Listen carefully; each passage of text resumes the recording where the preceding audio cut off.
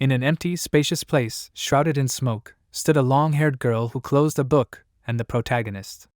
She greeted him and introduced herself as a goddess. She said that she would explain his current situation. The goddess looked at the protagonist, asking if he hadn't come here recently. He groaned, looked up at her, and asked if it had been a long time since they had seen each other, or if it had been about 10 minutes. Smoke enveloped the boy. A table with characteristics and his last name with his first name appeared next to him. His name was Takafuji Inori. Inori rubbed the back of his head and looked away. Sighing, he asked if it was possible. He would like an explanation of his current situation in 20 words or less. The goddess explained that between the spaces, people who are summoned to another world will be taken there without exception, and one ability will be granted to them there. When Inori got there, he received a gift that was given to him as a blessing to the other world. The gift is given to people who have visited this place several times. The goddess and Inori thought, if he had to explain what kind of space the goddess was in, he would say that it was a transfer to another world, which more and more people were getting into lately. The protagonist introduced himself. He agreed that 10 minutes ago he was sent to another world from the past world. The kingdom of Hainan in the other world is called Bells. The king extended his hand forward, and he himself was surrounded by knights, who had a fortress behind them. The king called the protagonist and his classmates as heroes of another world to fight against the demon lord and others. A classmate called out the protagonist's last name. Without noticing, Inori stood on a magic circle, which began to emit light more and more each time.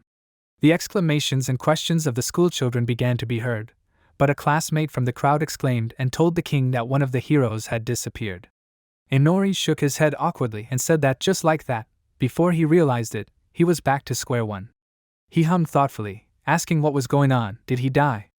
The goddess was silent for a moment, and said that she was sorry, but she herself did not know what was going on. The protagonist spread his arms and approached her, saying that he did not understand the system, but if he came back here, did that mean that he would be summoned again? She hesitantly answered that it was possible. Sighing, the goddess opened the book and said that for now, she would give him a gift, since that was the rule. This was the protagonist's second summoning, but rules were rules. She waved her hand at him, saying that she did not quite understand all of this, but let Inori try. He looked at her and wondered, what kind of encouragement was this? As soon as he said this, a stream of light enveloped him, and he was sent to another world. The protagonist opened his eyes, and in front of him was a professor who burst into laughter, and exclaimed that he did it, and he did a great job, now he can continue his experiment. Laughing, the professor greeted him. Inori was sitting wrapped in chains that led to a plate covering his mouth. The professor madly said that he saw a strong will in Inori's eyes, and he was excited by the thought that he could conduct experiments on him. Bending over to the protagonist, the professor examined him. Inori sighed and thought that he was annoying him and that he was too close to him, and his nose was almost touching. After hesitating, the protagonist wondered what was going on here. He tried to move his hand, but he couldn't move because of the chain. The professor said enthusiastically, "It seems that the magic eye of restraint works great." Suddenly 2 knights appeared. One of them praised the professor. The protagonist shuddered. The knight looked at his eye and emphasized it. The professor raised his finger up and laughed, saying that it was a magic eye and he would conduct experiments on it. The professor exclaimed again and spread his arms, saying who had been summoned from another world. Everyone appeared with magic eyes. His job was to conduct experiments on them. Inori understood everything. This was a magic gift from the goddess before arriving in this world. The professor bent over and said, "Stop chatting and let's get started." Suddenly, the knight lifted the protagonist by the head. He looked at him with the magic eye of evaluation and said that Inori has 2 magic eyes. The right eye is black, the magic eye of sight. It specializes in evaluation. The golden left eye is the magic eye of formation, which allows you to store magic formations in the eye. Inori was surprised and thought, weren't both his eyes black? Does he now have different eyes? The protagonist makes himself feel like a chunibyo. The professor squealed and laughed. So he has 2 of them. It's great and makes his heart flutter. He said to put Inori on the bed and bring him the tools. Before he could finish, there was another flash, to which the main Inori gasped and thought, how timely. Unexpectedly, he fell to the ground and surprised the goddess standing next to him, who turned around to look at him. Looking at Inori, she asked if he knew that this was already the 3rd time this was happening to him. Was he by any chance in love with her? Coming to his senses, Inori sat up and looked at her, thinking that she was already speaking in a normal tone. The goddess looked him over. Inori thought, this does not mean that he comes here because he wants to. He does not control this. There was silence, and after it, the main character thought, if the goddess asks him if he likes her, then he will say that he likes her. She is pretty and has a good figure. If it were possible, he would prefer that she wears something less revealing. Inori thought, what is the point of him messing around with her? The goddess leafed through the book and said that this was the first abnormal situation. She would try to figure this out.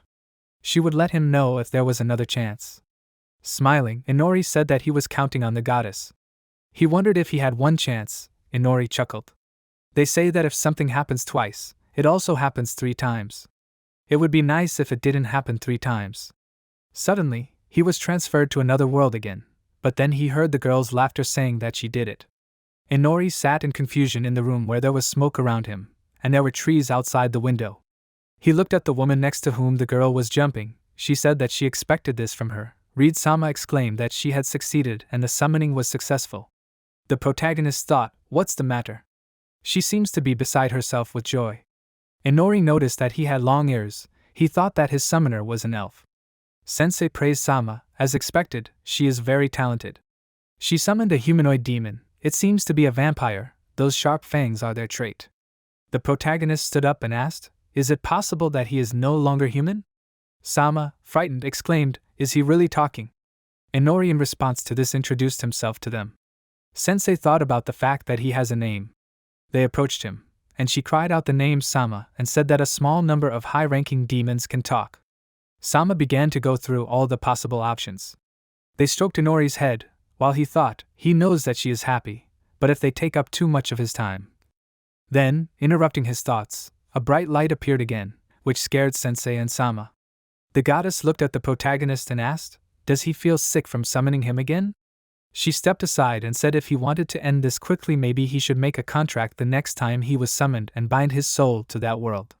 Inori thought about the contract the first time he was summoned with everyone compared to that creepy professor the second time. You could say the third time was the jackpot. There was a good chance he would get the worst the next time he was summoned. The goddess wished to take care of himself, and the protagonist thought if everything looked good he would try to do it seriously. Inside the fortress lit by a torch, a princess and a knight appeared. The princess introduced herself as Kana Sophia. She spread her arms and thanked the protagonist for answering their call late at night. Kana asked to save the world from the demon lord. Inori quickly approached her and leaned towards her. The princess began to get nervous. She said that he came too close to her. Inori thought, a beautiful princess with light blue hair and the same eyes, but that's not it. The detail of the summoning is that he was a hero. It seems they will not treat him badly. The protagonist was stopped by a knight by the shoulder. He exclaimed, even if he is a hero, he is rude to the princess. Inori hit the knight hard, to which he flew high from the blow.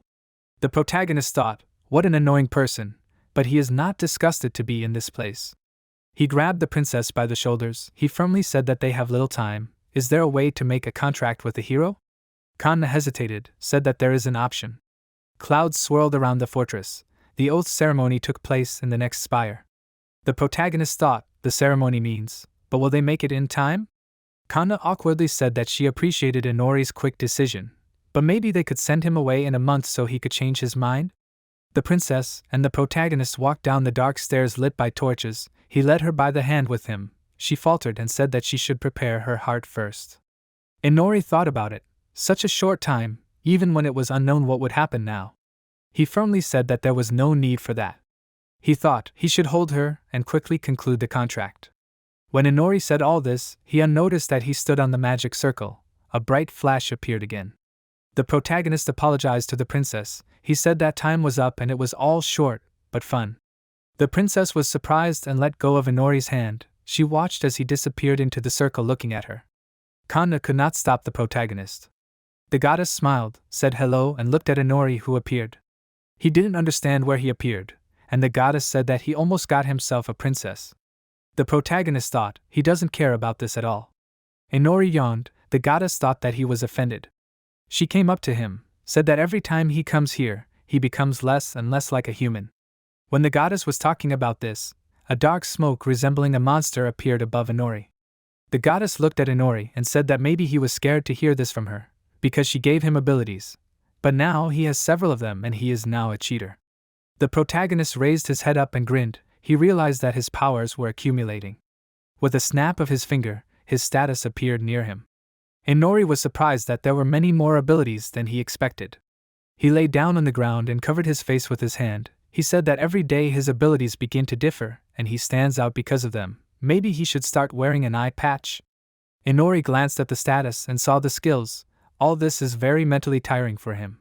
The goddess approached the protagonist and asked if he had relaxed too much. Inori sighed in displeasure and thought, this is all so bad, he would like to just spend his life with the goddess. Inori noticed that she had changed her clothes. The goddess noticed his look and agreed that she had changed her clothes while he was gone. The protagonist hesitated and asked himself if he had said that out loud. The goddess agreed. She said that Inori himself had said that he preferred her to wear something less revealing. She noticed his embarrassment, but Inori asked, so she had heard compliments about herself? The goddess winked at him and asked if he was amazing. The goddess asked with a smile what Inori thought of her outfit. Did it look good on her? The protagonist raised his finger to this, which made the goddess sneer. She soon opened the book and said that they should sum it up due to lack of time. She would share her thoughts about the whole situation with him. Inori lay there smiling and listening to her, and the goddess read the book.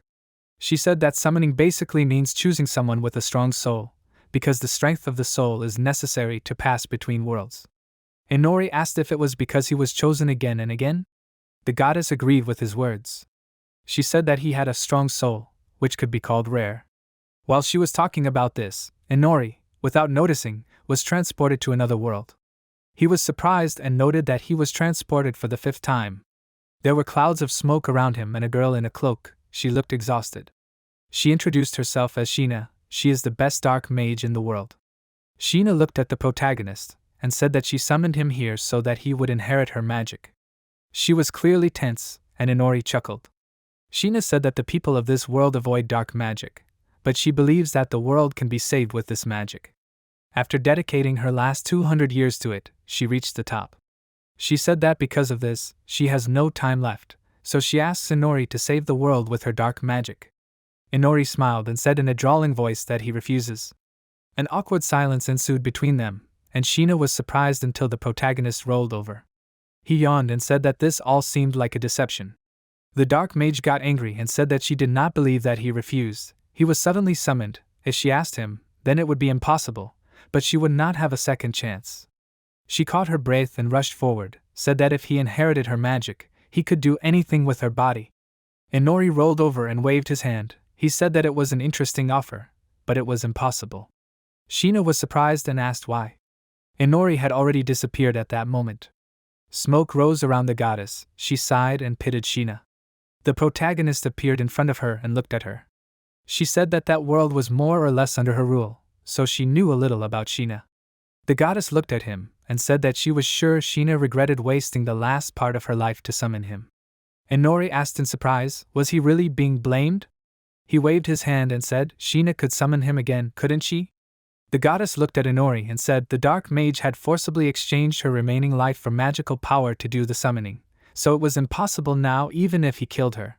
The protagonist remained silent for a while, but then said, it was the dark mage's fault that she summoned him, and he did nothing wrong. The goddess sighed and repeated that he was offended. She closed her eyes and said that Sheena was unhappy and that by postponing the summoning, the twist of fate could not be changed. She said that since they were talking about fate, it could be said that he was also a victim. At that moment, the protagonist was transported to another world again, and monsters appeared in front of him. They screamed that the time had come, the demon lord had come back to life, he had returned from hell. Inori was surprised and thought, now he was summoned as a demon lord. One of the demons approached the protagonist, and told everyone to see the magnificent figure of the demon lord, who was not surprised by the summoning. Inori thought, in fact, he was lying down, because this was all very difficult. The demon asked what kind of weapon he would make this time. The protagonist thought, does he have a weapon creation system, given that he is a demon lord? He did not answer anything and decided to just wait. The goddess watched as Inori was summoned in front of her, after which he appeared in front of her, leaving behind smoke with a demonic appearance. She said, he has already received so many cheats, it is terrible, what has he done, that he can be a hero and a demon lord? Inori looked at his hand and said, well yes, he was indeed summoned as a hero and as a demon lord. The goddess sighed and smiled. She called the protagonist to her, said that his last summoning would be the last, so she would put in order the cheats that he had accumulated. She approached him and put her hand to his head. Rays appeared nearby. The goddess then said this time everything was for real. A long time had passed since she had such a long conversation with a person. It was fun. Inori replied with a grin that he had fun too. Smoke rose near the fortress, and the protagonist appeared among the crowd of classmates, covering himself with his hand from the smoke. The king, looking at this situation, said that it was assumed that there would be 3 heroes. Inori was stunned by the event and screamed at the very last moment. He was caught in another summoning? A girl appeared among the crowd, who attracted the attention of the others. She said that she understood what was happening here. It was all thanks to her. These 3 classmates were heroes she summoned. The protagonist greeted them with a smile. He said that he was an ordinary person who was caught in the summoning. She grinned and waved her hand and said, in any case, let them be grateful to her. After all, it was she who summoned them. She introduced herself as the first princess of the kingdom of the rising sun. The princess waved her hand and ordered everyone to fall on their knees and thank her. Inori thought, how many times should he thank her? She said that they only wish for one thing, for them to become their special forces, and help them in the fight against the demon lord's army and, in general, demons. The protagonist thought, and then this demon lord with his army. The princess said, in the world there are such races as humans, demi-humans and demons. The demons are trying to establish their own country with the demon lord at their head, so their attacks on human lands continue. So the Isekai'd Empire, the head of the Confederation of Nations, called for the manifestors from all countries, and in order to prevent a crisis, it was decided to summon heroes, and also, by raising and training them in each of the countries, create an army of heroes. Inori thought, not by quantity, but by quality, right? The princess asked, do you understand everything? Become worthy heroes so as not to disgrace our country. Inori thought, and then they all received the blessings of heroes. Shinzaki Ryuto blessing limit break. Kurosawa Tamaki blessing magical affinity. Isekai'd blessing barrier art. And Inori blessing surveillance. Blessing surveillance? He doesn't know what it is, but for some reason he feels like it's something bad. As a result of the physical and magical ability test, Ryuto showed superhuman abilities in the physical strength test, and Aoi and Tamaki showed extraordinary results in the magical power test. And what about him? He's nothing. Physical strength is below average. Magic power is almost 0. Now night is coming and each of us was given our own room in the fortress. Inori said, well, status, how many are there? The hatred of the sun god. That's why he screwed up the physical ability test. What's strange is that his magic was also almost nothing. Well, he won't despair, he still needs to try a lot of things. It seems that the growth speed experience multiplier also applies to skills. The essence of the skill robber has changed slightly. Now you need to drink the victim's blood for it to work. In a world where there is no concept of skills, it is still possible to steal abilities through blood. That is how the goddess adjusted everything. And finally, surveillance. It may seem like a very modest blessing for the hero, but in fact, surveillance is incredibly useful. No matter how thick the walls are, he can easily sense the presence of living beings, as if they were right in front of him. The protagonist found himself in a fortress, where he examined every night with the help of surveillance, and then he noticed a maid.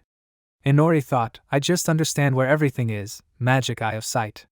He can see everything, this is undoubtedly a cheating ability. In general, he can see through walls, and also conduct personality analysis. The protagonist analyzed the maid and realized that her name was Nara, she is a humanoid person. He picked up a candlestick from the fireplace, while trying to create a weapon from it. Then his first day passed in this way. On the second day, he, the summoned heroes and the commander gathered for ability training. The commander said that she was responsible for their physical training. Then she introduced herself. Her name is Isekai'd. She is the commander of the Knights of the Kingdom of the Rising Sun. Whether it is Isekai'd or the commander, it makes no difference to her, let them call her whatever they want. The protagonist thought, so in this world the commander of the Knights is a girl. But then she announced that it was time to start training. The Valkyrie squad will train Ryuto, Tamaki and Aoi, go to them. The commander announced that Inori will pump up his muscles, which he did not like. She said that first he needs to consciously harden his muscles. He agreed to this, and he himself thought that it was cruel. Okay, he will just wait, and then try to escape. Isekai'd said that she was watching him closely, let him give it his all. Inori fell down from exhaustion. He resigned himself to the fact that he could not escape from her. The commander was surprised and called out to him. She asked why he was lying down. He only did 30 push-ups and was already tired.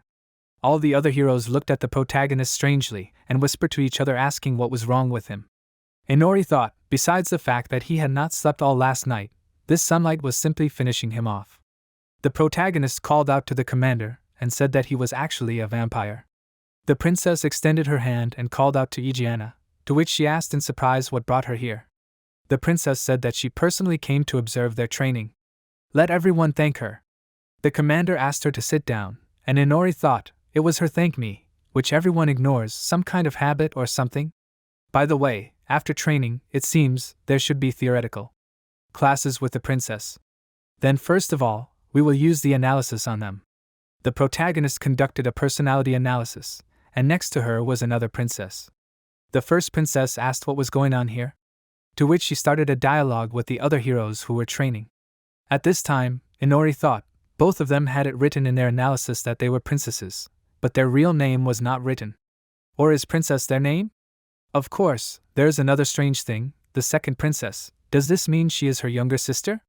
But no matter how you look at it, she does not look younger than the first. In the afternoon, an uninteresting lecture awaited him. The second princess greeted the main character. She introduced herself as the second princess of the kingdom. She is responsible for their theoretical and magical training. Inori thought, in the end, he is the only one studying in a separate class. And the reason was that the first princess said that she was really worthy of teaching an ordinary person. Little fool, he will teach her a lesson someday. The second princess began the lesson. First they will talk about their kingdom. The kingdom was created by a witch from the heroes who defeated the former lord of demons. Since the founder of the country is a woman, a kind of witch cult has taken root in society. In addition, an important role in the succession of the crown is played by how much witch blood the candidate has. Women become successors. The main goods of the kingdom are various materials from monsters, as well as various magical tools. The second princess woke up Inori, who had accidentally fallen asleep, and asked if he was listening to her carefully. The protagonist thought that this was a country where power passed from hand to women. It was quite logical that there was a detachment of Valkyries here, and the commander of the knights was a girl. Distracting the protagonist from his thoughts, the princess asked if he had any questions then? But Inori asked what magical tools were?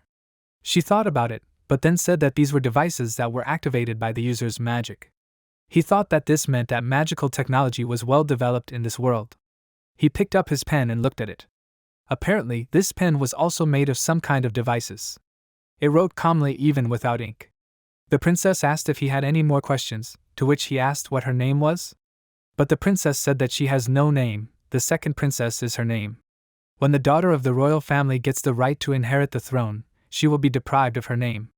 The protagonist thought, so that's it, but then in normal conversation they call themselves that, the first and second princess?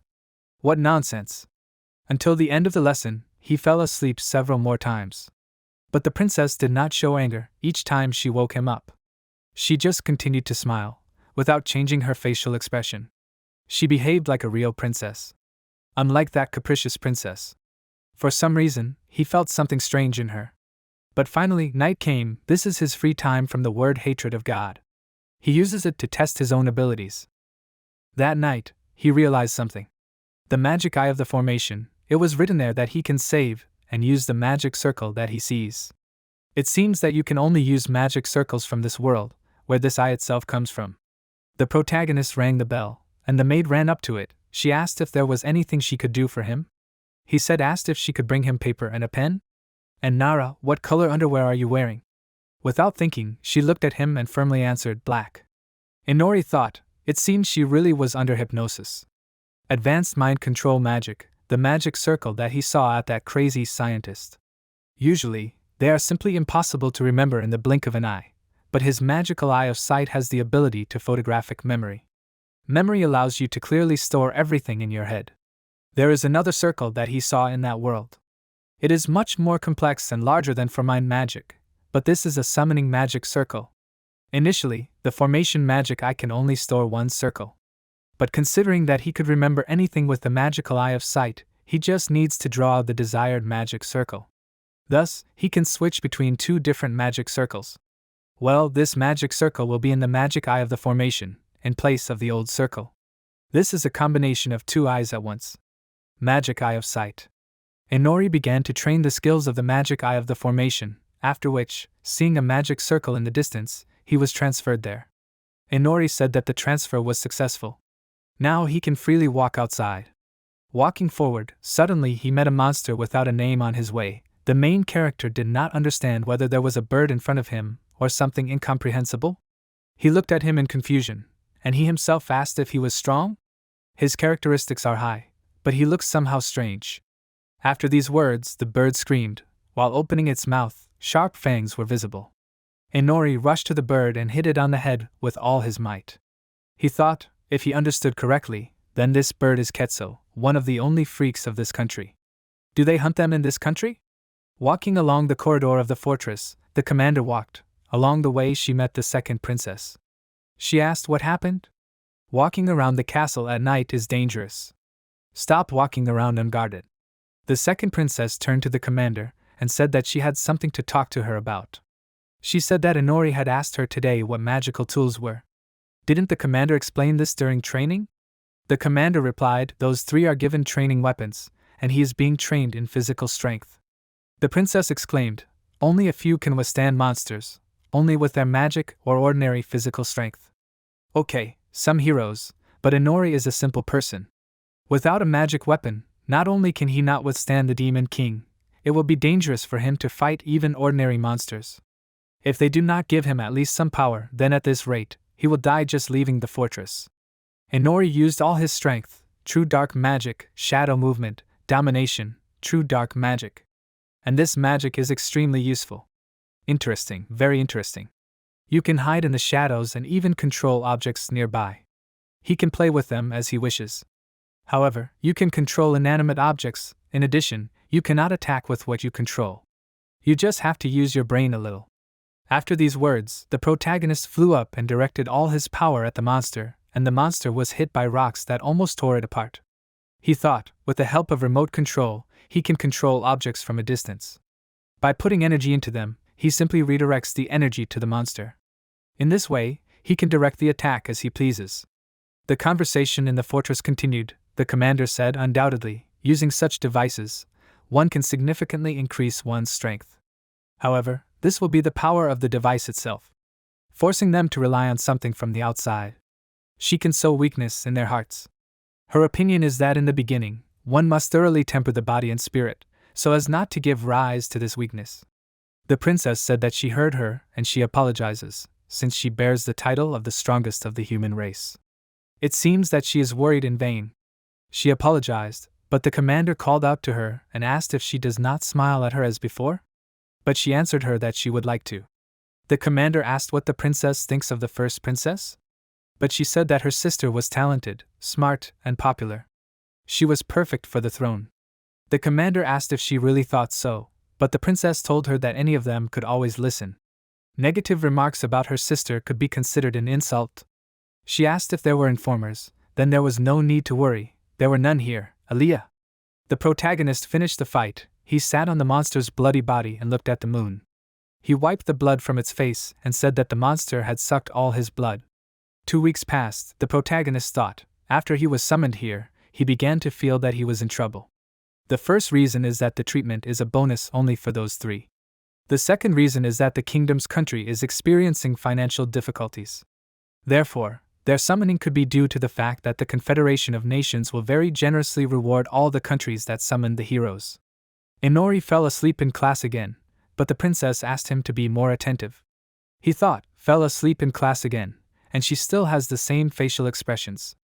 And in principle, the second princess in charge of his class, during all this time, she did not show any other emotions, a dull princess. She is the most boring heroine in the world. To be drawn into conscription in a poor country, besides, this princess is like a doll. At this moment, the maid entered the door to the protagonist. She went to his room and handed him his things. She said, "Here is the eye patch he asked for, does it fit?" Inori agreed and thanked her. He thought that because his magical formation eye was very conspicuous, he asked her for an eye patch. Nara called out to him and said that she heard that he was studying in a separate class from the other heroes. Does he like Aaliyah's lectures? She came to her senses and apologized, said that she meant the second princess's lectures. Inori thought, is this the name of the second princess? This is already interesting. He became curious, so he decided to find out more details. This country, the kingdom, is headed by a queen. Her daughters in each generation inherited the throne and continued to inherit to this day. However, the current queen has not had children for many years. Therefore, in order to continue the royal family, 19 years ago, the king had to take a concubine to give birth to a daughter for him. This is how Aaliyah was born. Her name literally meant heir to the throne. She was smarter than all her peers, she was a genius. Her magical power was small, she absorbed everything she was taught. As her name implied, she tried to become worthy of the title of queen. 7 years after her birth, the current queen gave birth to a biological daughter, Amanda, who, as a full-fledged member of the family, was supposed to inherit the throne. From that moment on, she was no longer the first princess, although she was not one. Everything she worked for came to naught. The meaning of her name and the meaning of her birth were taken away. She is a tragic princess, a doll who has lost all feelings, despairing for this country and its future. She probably wishes for some prince on a white horse to come to her rescue, just like in a fairy tale. But of course, this prince is definitely not him. Running away with a boring and emotionless princess sounds like a joke. The princess woke up the protagonist again. He wished her good morning, but after these words she sighed. He thought that today, at least she sighed. Even without listening to her, he can easily remember what is written on the board, so he should not worry. She will not be angry with him anyway. She is still like a doll. Whether he is asleep or not, it does not matter. Aaliyah sighed, which surprised the protagonist. Now this sigh was more obvious. She asked if he knew that yes is the number 27? That's how many times she woke him up. Pointing at the protagonist, she said that he should work harder. He knows it himself. He is a hero like the others, but everyone around him does not take him seriously. They consider him weak and even laugh at him. But nothing holds him back, you just have to try. But he. Inori interrupted her and said, he is not an ordinary hero like the three of them, but he is not a genius like her either. It may seem like he is lazy at first, but in fact, he is trying his best. Aaliyah smiled and said that she understood him. Then they will change the schedule. Today they will have a special task. Once in the room, the protagonist began to look around. He asked, is this a special room for learning magic? Impressive, it seems to be reinforced with magic. Aaliyah went to the wall and touched it. She said that these walls have a high level of sound insulation. The glass ceiling is also not so simple. It is impossible to see from the outside what is happening inside. After that, she approached Inori and screamed sharply. He got scared and looked at her in shock. She sighed and said that as he saw, if they were to scream here with all their might, they would not be heard from outside. She hoped that he would take this matter seriously, but he was still not serious. She had enough. She was changing her approach, and even if he did not consider this a threat, at this rate he would be expelled from the fortress. He does not try at all and does not develop his abilities, and he is very irresponsible. If he is expelled in this state, he will probably die soon. Aaliyah sharply kicked Inori in the face, so that his bandage flew off, all for the sake of him having a chance to survive, so the training began. With each blow she became stronger and hit his legs, so that he could not cope and fell to the floor from the blows. Aaliyah asked if he was ashamed. He was called as a hero, and all he can do now is run away from his opponents. His behavior now proves it all.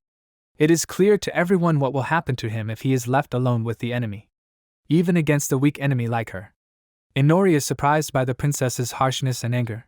He did not understand at what point everything turned out this way. Her words literally pierced him. She screamed, he can become stronger.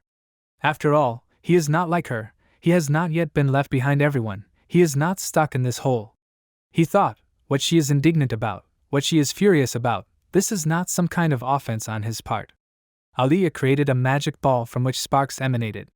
She threw it at Inori, but he quickly dodged the ball and the lightning. He thought, from the very beginning her behavior towards him was only a desire to assert herself. The protagonist deftly dodged the princess's horrors. He was prepared for her every action, but in response to everything, he only laughed, which surprised her very much. She looked at him and asked how he was able to dodge, but he only answered that it was a secret, it did not matter. She deftly deceived him. She was just playing a role, but in reality she was not so simple. Now he sees in her all the storm of emotions. This is envy. A doll princess without emotions, this is simply genius. She is strong in spirit, but never gives up. Now he is really interested. The protagonist laughed madly and quickly approached her, but Aliyah was confused by this, especially after he said her name. She said she was going to call security, but Inori didn't care. He waved his hand and said, "There's soundproofing here." Honestly, of all the girls he met along the way in different worlds, the princess was the most boring of them all. Although, right now, how can I say this girl is the coolest. The protagonist leaned his hand against the wall and squeezed the princess. She didn't understand what he meant, she thought he was just joking. Inori grinned and said that it was all true. She was abandoned and rejected, this hopelessness and envy, her behavior towards him. He admired her, such a strong nature that her Serbia would never calm down. Even if she lost her way, she would not be controlled by despair.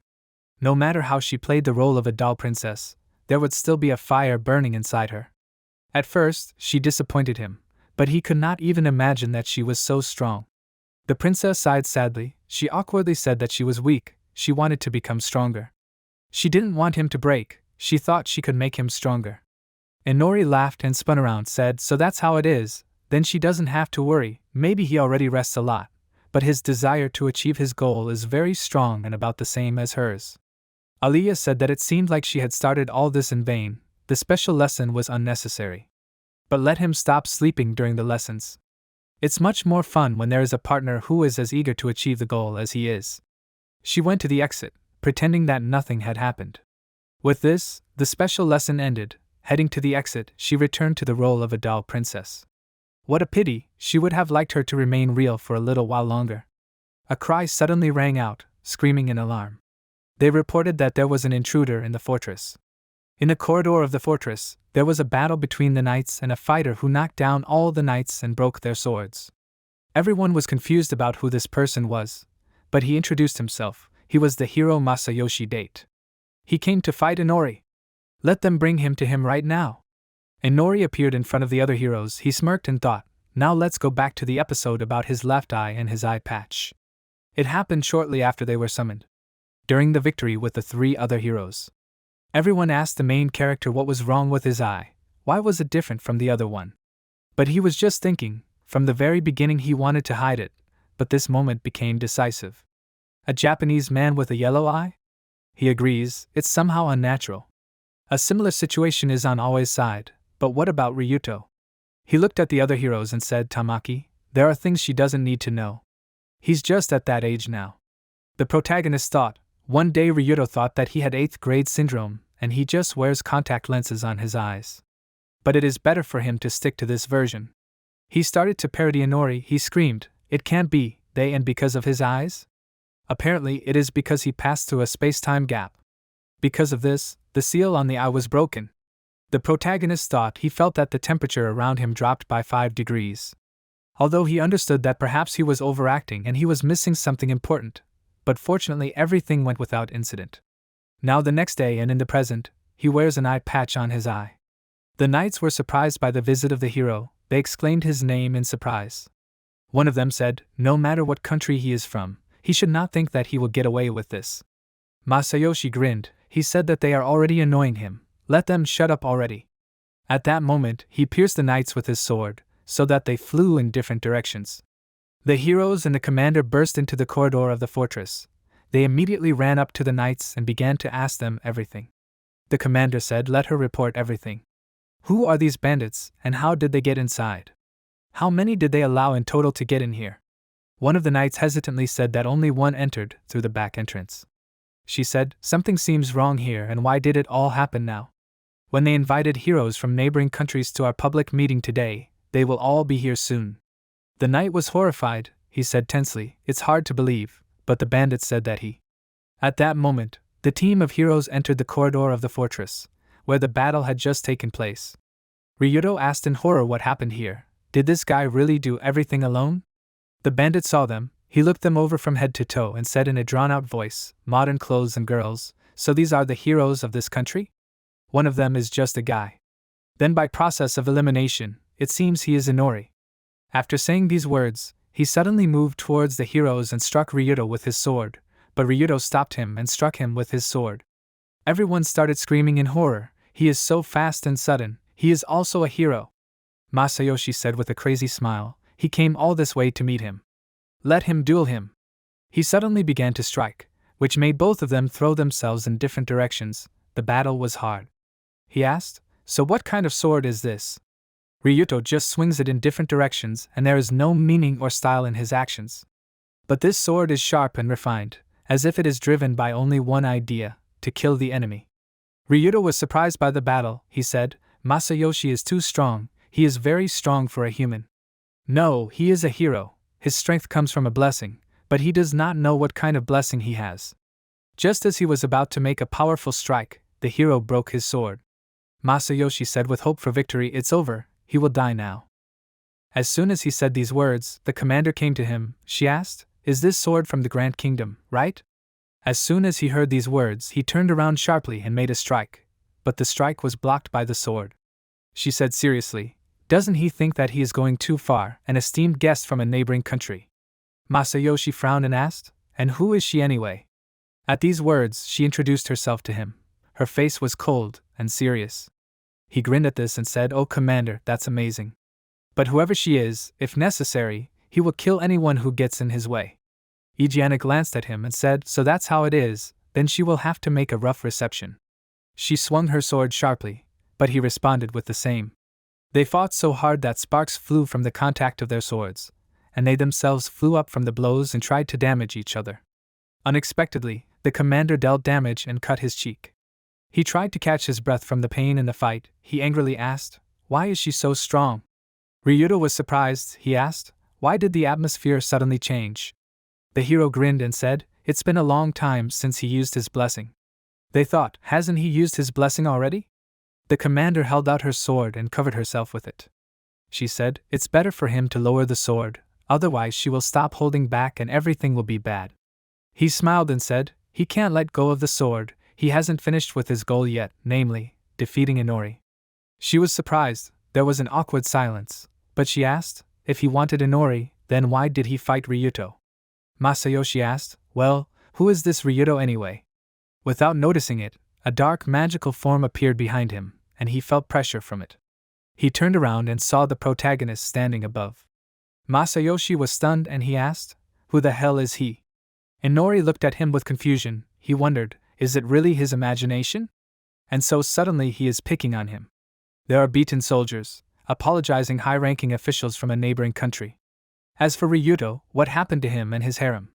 While Masayoshi asked if he really found Inori and if this was true, the protagonist hesitantly said that it was true, it was him. He had no idea who was standing in front of him. Everyone was asking the protagonist if he knew him and who he was. Inori thought, he didn't know anyone who would want to beat him up so fiercely. But judging by his status, it really was Masayoshi. Well, is his name unusual? He can feel the hypocrisy of his name. It seems he has another problem. The hero looked at Inori and firmly said that he is challenging him to a duel. He will prove to him that he is not worthy of the goddess, Freak. A pure white place, a complex world that does not lend itself to human attention. In this world, all alone, there is a beautiful guide to another world. This is the goddess.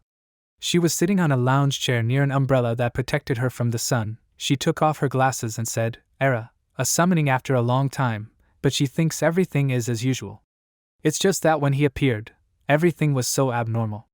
Well, welcome to the place called the intersection of worlds, where she is the one they call the goddess."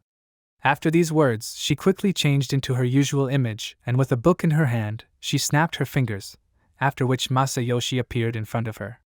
As soon as he saw the goddess, he immediately told her to marry him. But she immediately refused. It was a conditioned reflex reaction, and the one she shocked by her rejection. After that, he was summoned to the same world as Inori. Currently, they were standing opposite each other, and Masayoshi told the story of how he met the goddess. Inori told him to forgive him, but he did not understand what he was talking about. The only thing he learned from the story was that he was rejected by the goddess. So why did he propose to her so abruptly? He did not like him, and he knew that he should not have interfered. Masayoshi looked at him seriously and said, "Well then, let him listen to him." He was kneeling in front of the goddess. He said that he knew it was useless. The goddess was embarrassed. She said that it was cute, but she was only a goddess. He abruptly asked if there was a person she loved. Let him at least say the reason. The goddess was embarrassed, and she said that there was a reason and there was a person who was also summoned. His name is Inori. She fell in love with him at first sight. So if his soul is stronger than his, then he can think about proposing to her. So the hero explained the reason for his arrival, but Inori knew that she was just shifting all the responsibility onto him. Masayoshi said that their conversations were enough. He would allow him to activate his blessing to completely trample him. The other heroes told Inori not to give in to his provocations. Probably, his blessing was strong, so he could be seriously injured. They advised him not to fight him. After all, the hero fought the commander without a blessing. Inori remembered Alia's words about how if he continued like this, then he would be expelled from the castle. Why didn't he try to use it for his own purposes? Inori said that he did not understand at all what Masayoshi wanted from him, but he accepted his challenge. Everyone began to persuade him at once to stop, but he did not listen to them. Just as he was about to fight, the protagonist interrupted him. He asked what format of duel he wanted to fight. The hero didn't understand what he was talking about, but Inori continued. If a person with a gun and a person with bare hands were to fight, could it be called a duel? The hero still didn't understand Inori, but he said that his blessing was surveillance, and his blessing was kenjutsu, right? His blessing wasn't very suitable for fighting, but he had another advantage. Did he really want to use it to surpass his opponent? At this point, the hero got angry and said, he must be joking. Who would do such a cowardly thing? Inori compared their characteristics, and wondered if he had really gotten it, but it was only better for him. He asked the protagonist, well, what format of duel would be better to choose? The next day, Inori brought Masayoshi to the dungeon. He noticed this place during his night walk. The commander told him that the lower floors of this dungeon were used to train knights, and their victory conditions were that they defeat the boss. In that case, he could use his blessing of surveillance, and he could use his blessing. That way, they would be on almost equal terms. Their deadline was the day after tomorrow, before the public meeting. Halfway through his sentence, Masayoshi had already run into the depths of the dungeon, and clearly hadn't heard half of Inori's words. He himself went inside the dungeon and looked around, and he thought of a plan. With the blessing of surveillance, he wouldn't get lost in this place, and he would be able to avoid any encounter with monsters that was possible. But there was only one thing that was bothering him. Aliyah was running through the dark corners of the dungeon, watching Inori, but she had reached a dead end. Then he came out of the wall and grabbed her by the hood and asked what she was doing here. Inori lied that he was there because of the hidden passage, but it was sneaky to sneak up like a thief. Aliyah said that she was worried about him a lot, so she came to keep an eye on him. The protagonist chuckled and asked if she even had suitable clothes. She looked good. Aliyah said that she asked Nara to find her some clothes that suited her, so she chose these clothes for her, but he should stop teasing her. Inori thought that Nara was one of the few people the second princess trusted since they were children. It was true that she couldn't just come to the dungeon in her usual dress. But if she told him, he could make a weapon for her with his weapon creation skill. Although he couldn't speak for others, since a shirt isn't the best clothing for exploration gear. But he forgot one important thing. In this dungeon, there is no concept of day and night. There is no morning and no noon. Hatred. The sun god limited use of skills. Each attribute point is reduced by 10 times when exposed to rays of light. This means that he is now free from the sun god's hatred and he can cheat without limit. He told the princess that he should probably change his clothes too. She was surprised and asked him not to leave her here alone. She followed him, and when she saw that he was completely undressed, she screamed. After that, a cloak instantly appeared on him, which completely covered him. He told her not to be surprised, he just put on the things he could find with his blessing. Inori lied to her, he made this equipment only with the blessing of weapon creation. Ever since he was summoned to this kingdom, he hunted monsters and collected demonic materials from them. He combined them with the materials he collected in this dungeon and created equipment. A pitch-black robe, and with the robe, the components of the equipment. He also enclosed dark magic in the robe, that's why it's so black and its name is so stinky. At that moment, Inori was kicked in the back by Aliyah. She asked, "So what's good about that? Some man is filming in front of her, and she's a princess. He will be punished for his impudence." He smirked and said she kicks much harder when she's not wearing a skirt. At that moment, a monster had already appeared behind the princess. but with the help of all the mechanics and skills, he threw daggers that were tied to his fingers at the monster. As soon as the daggers were in the monster, he pulled the strings, after which the monster was torn into different parts. Inori said with a smile, "It's time to stop joking, they are in the middle of their game. Let the princess follow him, he will show her all his fighting methods." 6 hours passed and one of the heroes reached the waiting boss. Masayoshi rushed to the boss, he literally defeated him with one swing of his sword. As a result, he became the winner. For a long time, the main character did not go out into the world, the hero did not understand where he was. Aliyah came to the fortress and as the maid greeted her, she screamed at the sight of her. She was all in slime and blood, in everything that remained after the monster. Aliyah looked at her and said that she was too loud.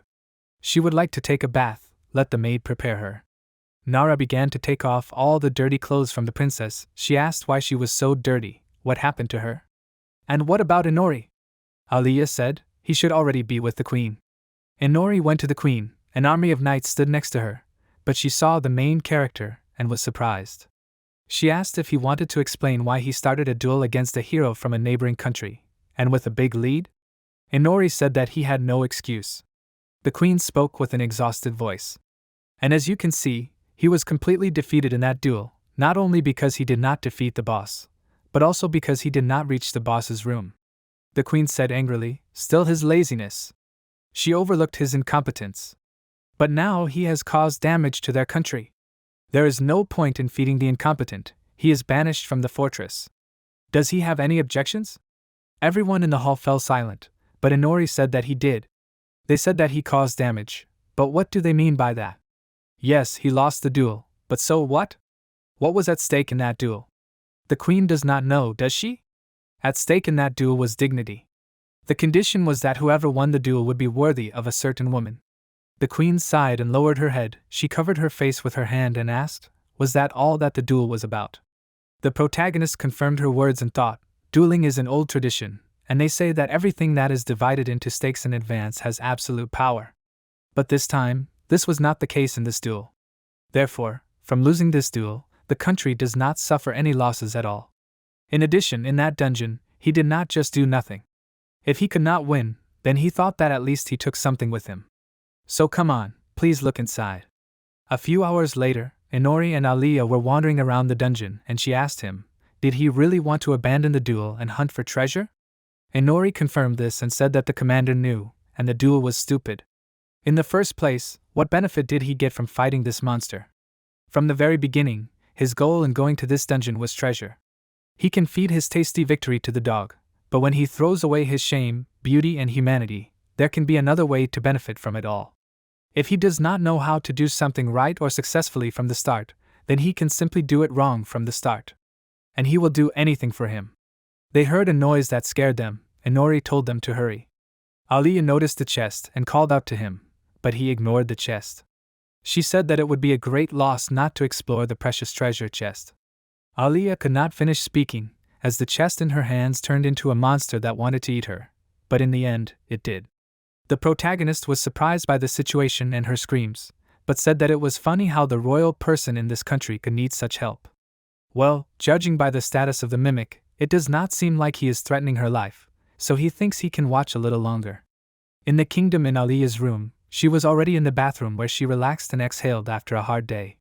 She said, the opportunity to explore the dungeon under the pretext of a duel and prove to the country the usefulness of surveillance by bringing treasures with him. In that case, instead of being blamed for losing, he even solved the problem of exile. Inori is much stronger and sinister than she thought. Inori proudly showed the treasures to the royal family, and the ambassadors left the hall, and then was in his room. The protagonist pressed a button in the air and said the status, after which a table with the status appeared in front of him. He thought, in addition, when he checked the status after returning to the room, he noticed that he had obtained a new skill cheating level 1, and a new title bad actor, in addition. In the royal hall, the queen said, now they begin a ceremonial meeting between the heroes and heroines of the kingdom and the Grand Kingdom. Inori thought, oh, he forgot, but originally they were only planning a public meeting of the heroes and heroines between the two kingdoms, and the duel wasn't part of the plan. The main culprits being Ryuto and his harem on the kingdom's side, and the other two heroes, accompanied by Masayoshi, on the Grand Kingdom's side. And the incompetent hero sitting in the corner, that was him. Thank you. Originally they were going to ignore him altogether, excluding his existence and presence at this meeting. But since Masayoshi intervened, and thanks to the treasures he gave away the other day, they decided to do him a favor. Apparently, no one will treat him like a hero at this meeting because he's incompetent. Just look at Ryuto and the others. They prepared special clothes for them, like heroes. Of course, they looked good, unlike him. May you explode and die, happy people. Okay, enough of being angry. He will take this opportunity to look at the status of the heroes from another country. He was looking and evaluating the people, but then his gaze was interrupted by a man who was passing by. His name was Stuck-Grest, which made Inori very angry.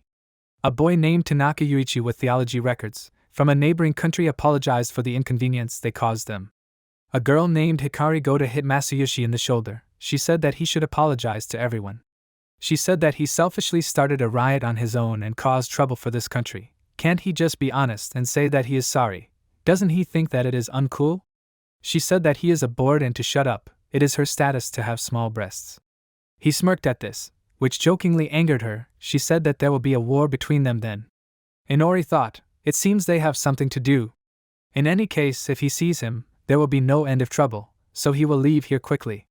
Goda saw Inori and asked, is this the hero from this country who fought Masayoshi? How strong is he? The team of heroes said that he didn't even have physical training, he can't even do 30 push-ups. She asked, is he really that weak? Does that mean that Masayoshi got to this country before everyone else, alone, to mock the weak? He heard her words and got angry. He wanted to hit her, but he was stopped. An argument began between them. Yuichi said that he was interested in the hero with whom Masayoshi had a duel. One of Inori's eyes was covered with an eye patch. Was it by any chance that he injured him?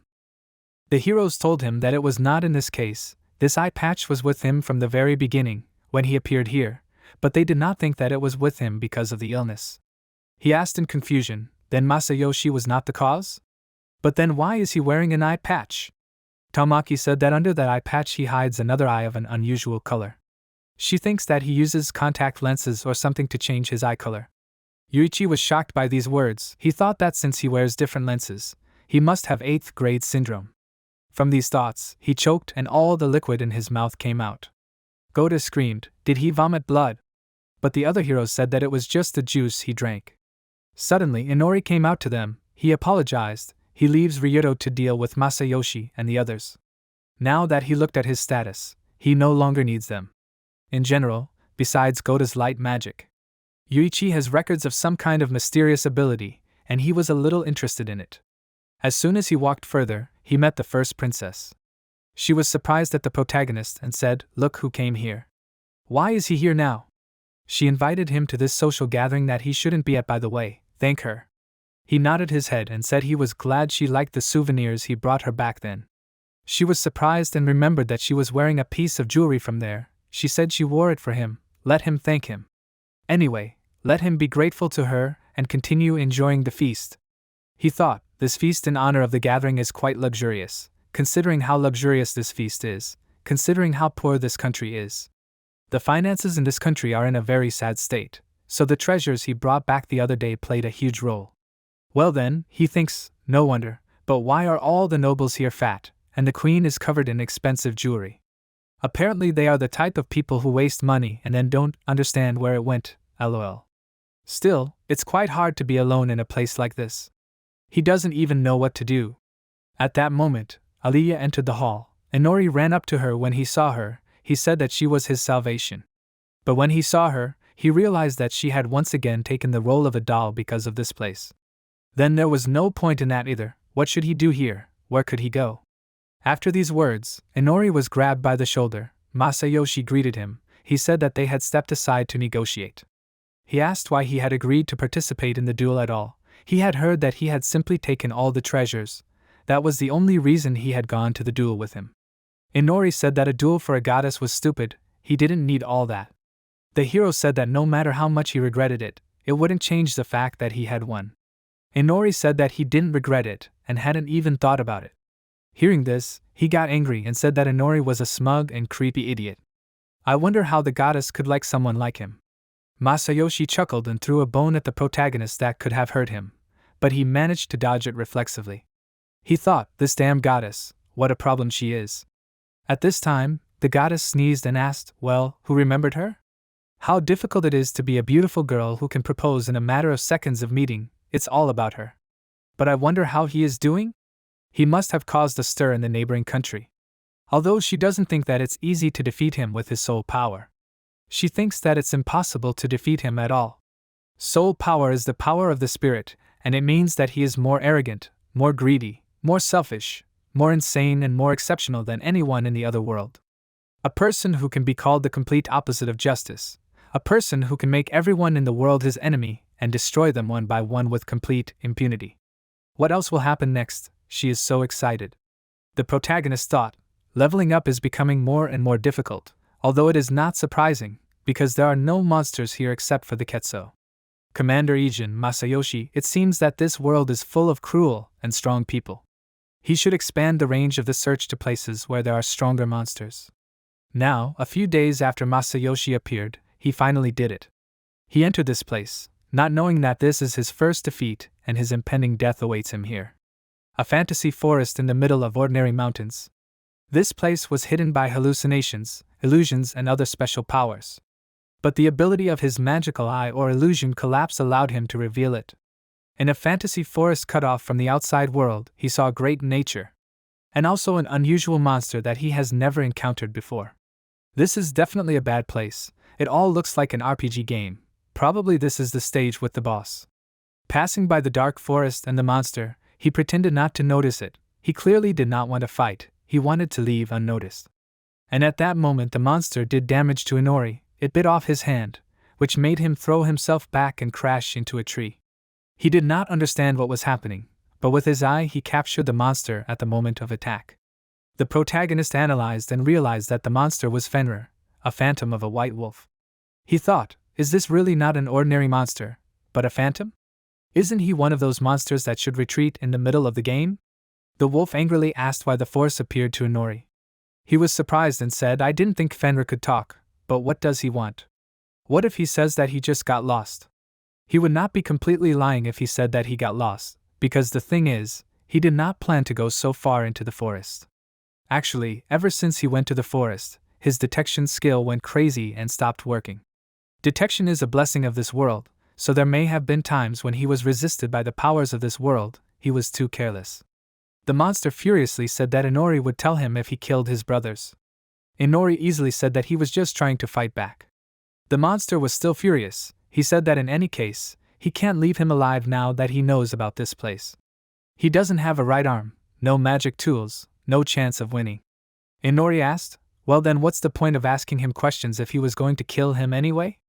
After saying that, Inori raised his torn off arm up, but it was already completely whole. He said that he didn't want to die. His arm regenerated while they were talking, even though he lost a lot of HP, and he's not a human, he's a vampire. The monster was furious at what happened. He shouted that Inori was dangerous and rushed towards him, but he was able to dodge the wolf. The protagonist struck and dodged, but at the same time he thought he was about 3 times more agile than him.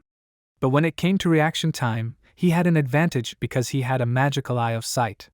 If he missed the first turn of the attack, he would not be able to dodge the blow. The monster roared and the monster's fur flew at the protagonist like arrows, but he blocked the blow. The wolf tried with all his might to inflict damage, but Inori used true dark power and threw daggers at him, but the monster threw the daggers back like a shield. Inori was shocked by this. He thought, he has no trump cards up his sleeve to kill him now. If he continues to fight, he will die. He would gladly use summoning magic to transfer himself to another place and escape, but there is one problem. The magic eye has a mind-altering spell active. He won't be able to switch unless he sees summoning magic again. The paper he drew the circle on was completely torn by the surprise attack, and he doesn't know what to do. The monster screamed, he doesn't like such a simple attack. He's wasting his time. The wolf struck back and because of the reflected daggers, he injured Inori's eye, so that it flew out of his eye socket. The wolf screamed, let him finally understand, no matter how much he throws, nothing will work. Stop wasting time on pathetic attempts, die. The monster threw the protagonist away, but his body disappeared and a magic circle came into view. But suddenly the other side of the circle appeared from the sky from where Inori jumped out and delivered his last counterattack to the monster's eye with his sword. Inori looked for his eye. He picked up the eye from the ground and inserted it into the eye socket. He said that the counterattack was successful, because he did not just throw daggers, he carved a magic summoning circle on the tree. It was very difficult, but he made it in time and rewrote the spell in the magic eye. Of course, this is good, but the problem remains. The atmosphere around Fenrir changed. He did not see me as an enemy, but as prey. The eyeless wolf wanted to deliver his final blow, but the protagonist disappeared into the magic circle and ended up in the kingdom. Inori thought, it seems like they have a draw, and even if he stayed to fight him, he still couldn't kill him. He will accept this as his defeat. He was really beaten badly, but there is a lot to be learned from this fight. He lacks firepower, or rather, a lack of weapons. What he has now can hardly be called a worthy weapon. It's just a bunch of random materials that he mixed as an experiment. It's not the same at all. Now he has normal materials to work with, and he can try to make something decent out of them. Yesterday's battle revealed his body's secret ability to regenerate. His body can regenerate all wounds, although his HP decreases, but the law of HP decrease is a mystery to him. He could receive multiple injuries to internal organs and lose HP. On the other hand, there were cases when he lost more HP than he thought, even when it seemed that he was fine. Fenrir's attack, needles of wool hit different points of the body. If they hit the head, they only cause 5 damage. If his arm is torn off under any circumstances, he will receive about 80 damage. He believes that the damage is exactly proportional to the volume of body parts that were lost. About the weaknesses of his body, his regeneration works on this principle. His blood becomes flesh, and since he is a vampire, his blood has the ability to regenerate. Then the heart, which is a pump for blood, is most likely his kryptonite, a real vampire weakness. Also, this has nothing to do with Fenrir. He did a little research on other vampire weaknesses, and it turned out that there are vampires in this world too, and their weakness is mithril. But for him, mithril is not a weakness. He became a vampire in the third world, which means that he is different from the vampires in this world. In a world where there is no concept of leveling up in skills, he can still level up and take skills. The magic eye cannot record the magic circles of this world, and the magic dimensions in this world cannot even measure his strength. His skills act contrary to the laws of this world, or perhaps he himself ignores the laws of this world. It's funny how much he has learned about his abilities in recent months. He researched, developed his abilities, but now it was time to move on. Finally, when he finished his daggers, he needed to cut something to test them. As his curiosity grows, he is interested in checking out what else he could do in this world, and right now he has a suitable enemy to take revenge on. Tonight he will return there. The monster is his enemy. It would be very stupid to miss such an opportunity to fight and kill him with his own hands. The beast growled, "These forests, the land under the dogs by agreement. The witch gave them a safe haven, and in exchange for this, we are all obliged by the agreement to destroy those who threaten our land." Inori appeared again to the monster, and said, "So it was because of him that there was no one in the forest except the Ketso?" The monster agreed, but the protagonist is still alive and he cannot forgive this. He cannot allow him to continue his existence. He once let him go, but he dared to come here again. This time he will not let him leave alive. Inori grinned and said, "He is so evil, well, let him act." After that, he struck the wolf, and each time he struck more and more until the battle became more and more brutal. He said, "What is the matter? Has he completely forgotten how much pain he caused him? He should be even more angry. First, he should kindle his hatred towards him in order to defeat Fenrir, who overwhelmingly surpasses all his other opponents and himself in status. He needs the monster to swallow the bait. Is this place really that important?" The wolf became even angrier and said, "Of course, this place and all his brothers, they are worth his whole life." Inori was pierced with needles of wool, and he said, from the beginning, his motives were the same: protecting this land, protecting his brothers. It all comes down to the fact that protection is his true way of life. It is much better than he could have imagined and thought. It makes him want to kill him even more. The blow passed over the wolf, which surprised him, and the protagonist said, "If he has a good sense of smell, then he probably knows what it is, right?" At that moment, he subdued the wolf's brothers. They attacked him, which surprised him. He said that now they are his followers. He feels all this when he is attacked by those he is trying to protect. How does it feel to see the subjugation of the dead bodies of his brothers? They are no longer his brothers. Before all this, the maid and Aliyah were walking through the fortress. She asked the princess, "Does this mean she wants to leave the fortress?" Aliyah said that she wants to watch the Inori fight. so she wanted to wear something less noticeable that would not attract any attention to her. At that moment, the maid quickly brought her clothes and she immediately tried them on. Aliyah was surprised and asked, "What kind of outfit is this?" The maid waved her hands and said that this outfit was specially prepared for such occasions, to secretly appear outside. Besides, think that in such an outfit no one will even think that it is her, no one will recognize her or suspect her, so it is a great way to infiltrate the kingdom. Let her go. If she leaves soon, then no one will even think that she left the kingdom, no one will notice her absence. In any case, she cannot believe that Aliyah could be so interested in someone. How much time has passed? Returning to the fight, Inori, his actions made the monster very angry, but he thought that now the level of his anger should be at the maximum. He is going to smash absolutely everything around to make it easier to attack him. He cannot allow him to do this, although everything went as he planned from the very beginning, and it was time to use his family, because they are very good at blocking all his actions and movements. The monster asked what the reason for all these actions was, but the main character flew to the side from a strong blow with huge damage. His ribs were broken and pierced his intestines, his body was corroded due to the release of gastric acid. But this has only one big minus: vampires do not care about such injuries, and for them it is nothing. At this moment, Inori teleported and began to confuse the wolf with maneuvers. He said, "Was it still unclear? Teleportation is an excellent emergency rescue and the best, but it uses a lot of mana. He should try to leave a little to return back to the fortress, so he will have to try." After these words, Inori threw his daggers at the monster, which pierced him. His newly invented daggers brought their benefits. This is a rather weak ability, but if you stick them deep, then they will be much more difficult to get out. The wolf struck back and threw him very high, but it was only to Inori's advantage, because he had gained enough height. But the wolf was preparing for his jump. Now the question was whether the attack with a further distance was a good idea. The monster almost caught him with a paste, but Inori managed to fly away with the help of his wings and was able to trick the wolf by getting into a magic circle, and he teleported.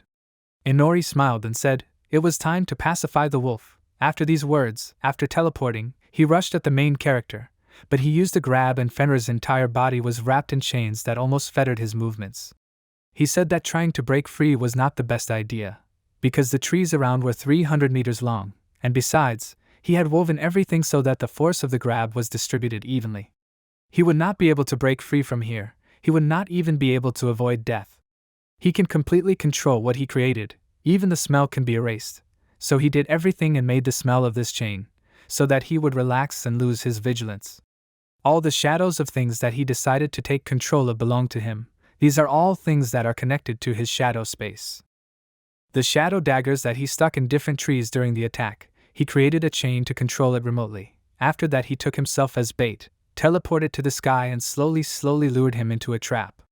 It turns out that he is resistant to cutting blows. This is not enough to completely tear them apart. This is already the end, so enjoy your meal. After these words, he made a bite and tore out a piece of the monster's neck.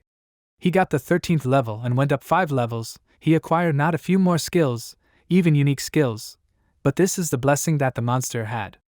Now he wonders, is it possible to take away or lose some blessing of skills from someone and give it to a person in the form of a unique skill? The subordinate wolf called out to the protagonist. Inori was surprised that he could speak. The monster said to do him a favor. His former master always tried desperately to protect them all. He always fought for us and because of us.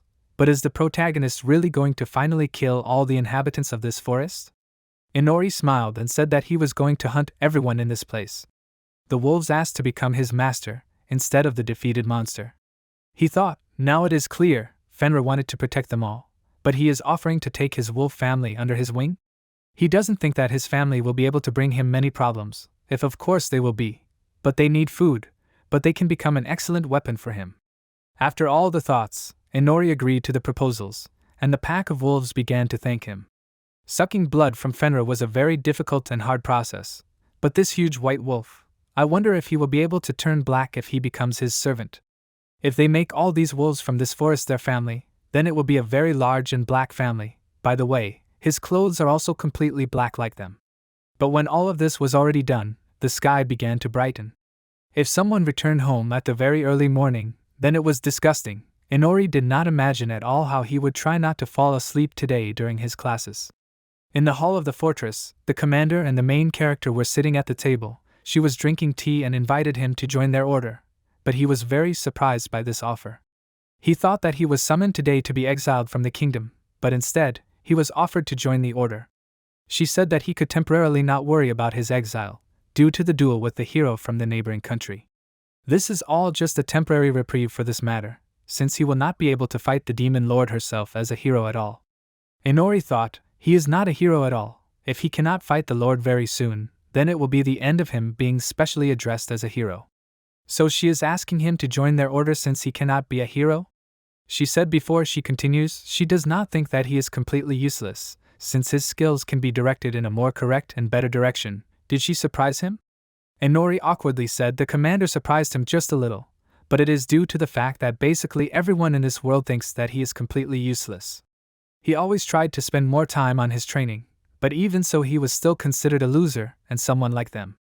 But it was even great for him, because if not for everything, he fell asleep during training. He observes and remembers all the skills of other heroes thanks to training, and he can train them at night. Inori told her that he would not be able to give her an answer to all this now.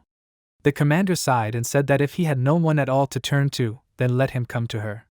Suddenly Ryuto enters their hall. She was surprised by his arrival, but he said that the first princess told him to tell Inori that he should come to her and preferably all alone. Inori did not understand what was happening and where this was all leading, but Ryuto told him that in fact it was he who suggested the first princess to talk to him. He had long ago noticed that the princess liked him. Thanks to this she had been more open lately and was ready to discuss various topics with him, and in fact all this time she was very worried about the second princess. That's why he needed help. Upon arrival, the princess saw Inori. She ran up and exclaimed, she did everything possible to talk to someone like her. Let him thank her. As soon as he entered this room, he immediately wanted to leave the room and never enter it again. She said that she heard from Ryuto that he was on very good terms with the second princess, although she did not care about her and how she was there. Inori thought that they had a fight, but she began to deny it, saying that he did not need to know at all and she never worried about anyone. Inori understood that he was not able to help her, but since they were doing well, then he had nothing to do here and he would leave. The princess exclaimed, he was so incompetent that she had to use Ryuto to talk to him. Out of displeasure, she compared the protagonist to an ogre. He did not understand what a stupid comparison this was, although all this was similar to the princess. She asked, so he was on good terms with Aliyah? After the conversation, Inori and Ryuto walked down the hallway. He thought that maybe they were busy. Ryuto told him what he needed to do while they were walking. Ryuto said that the first princess really wants to make peace with the second, but because he gets along well with the second, they will need him very much. He noticed the protagonist's dissatisfied face. He did not ask him to do everything for free. In exchange for this service, he will find any way to invite him to the next banquet. Let him not be dissatisfied. Inori asked if they were really going to throw another terrible party? But he told him that the first princess's birthday was coming soon. The protagonist thought he understands the life of these two. They were taken away without hope for anything, because for them, the titles of the first and second princess are like a curse. She calls her sister, but she wants her to treat her like her sister. He understands their feelings. The thing is that Aliyah also wants to make peace and call her sister. She has never even thought of crossing her out of her life. Then so be it, he will talk to her sister, and she in turn will take advantage of this opportunity and make peace with her. So when this happens, she will have to be honest and first of all honest with herself. The princess agreed. If everything goes as well as she expects, she will be able to thank Inori. He asked Aliyah what she thought about her going to the banquet in honor of her sister's birthday with him. Aliyah was surprised by the news about the banquet, but said that she would not have been invited anyway and in general she should not have told him about it, but she does not need to attend the banquet. The maid said that it is not that she does not need to attend, but all because she is simply not worthy of attending the banquet. Because it was all in honor of the first princess, there was a lot of flattery and showmanship.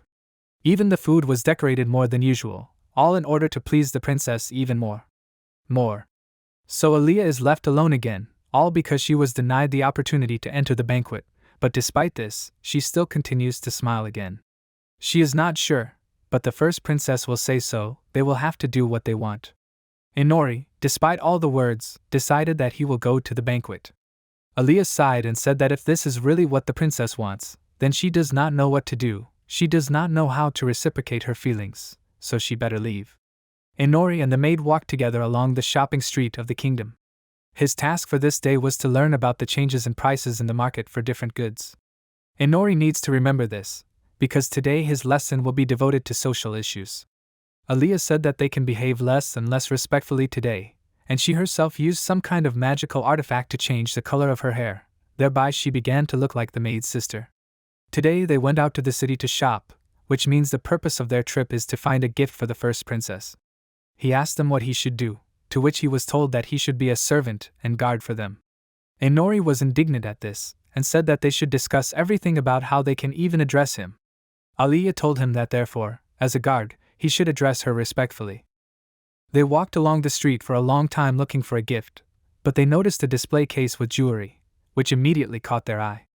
Aliyah looked at the display case for a long time in order to choose a worthy gift, but she eventually settled on 2 pieces of jewelry and asked him to help her choose one of them. The protagonist was surprised and asked if this was not a gift for her sister. Why was she asking him about this?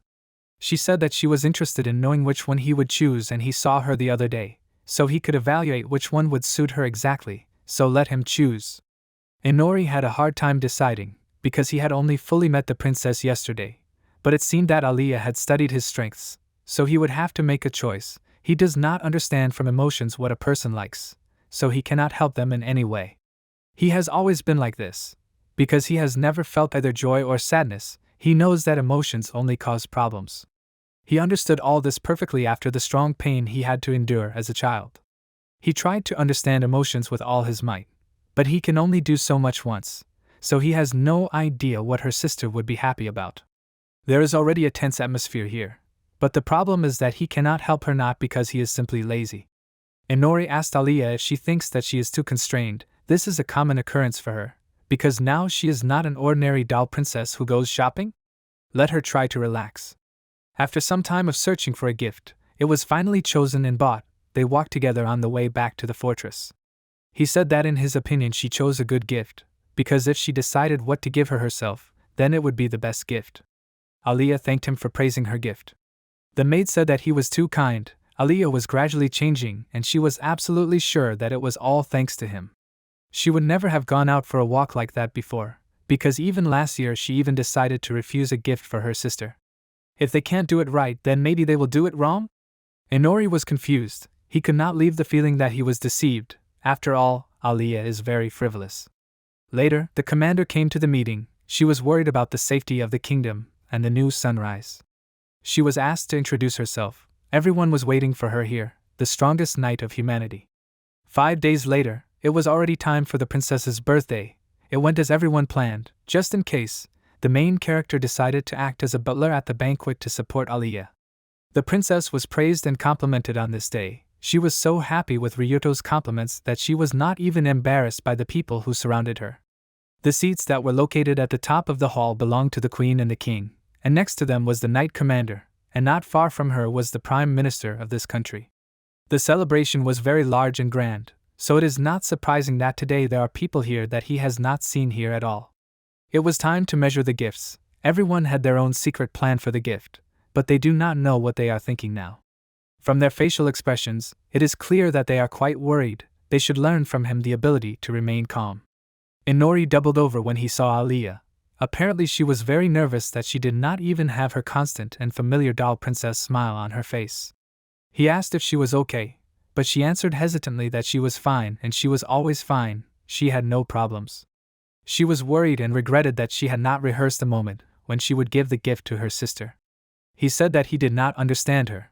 Maybe it was hard for her to enter this hall? She was really worried when it came to the day of the celebration. She did not know what to say in such situations. Inori after these words pushed her into the hall, because this was her holiday too and she was needed there so that everything would go perfectly. After these actions she stepped into the hall and crossed paths with her sister.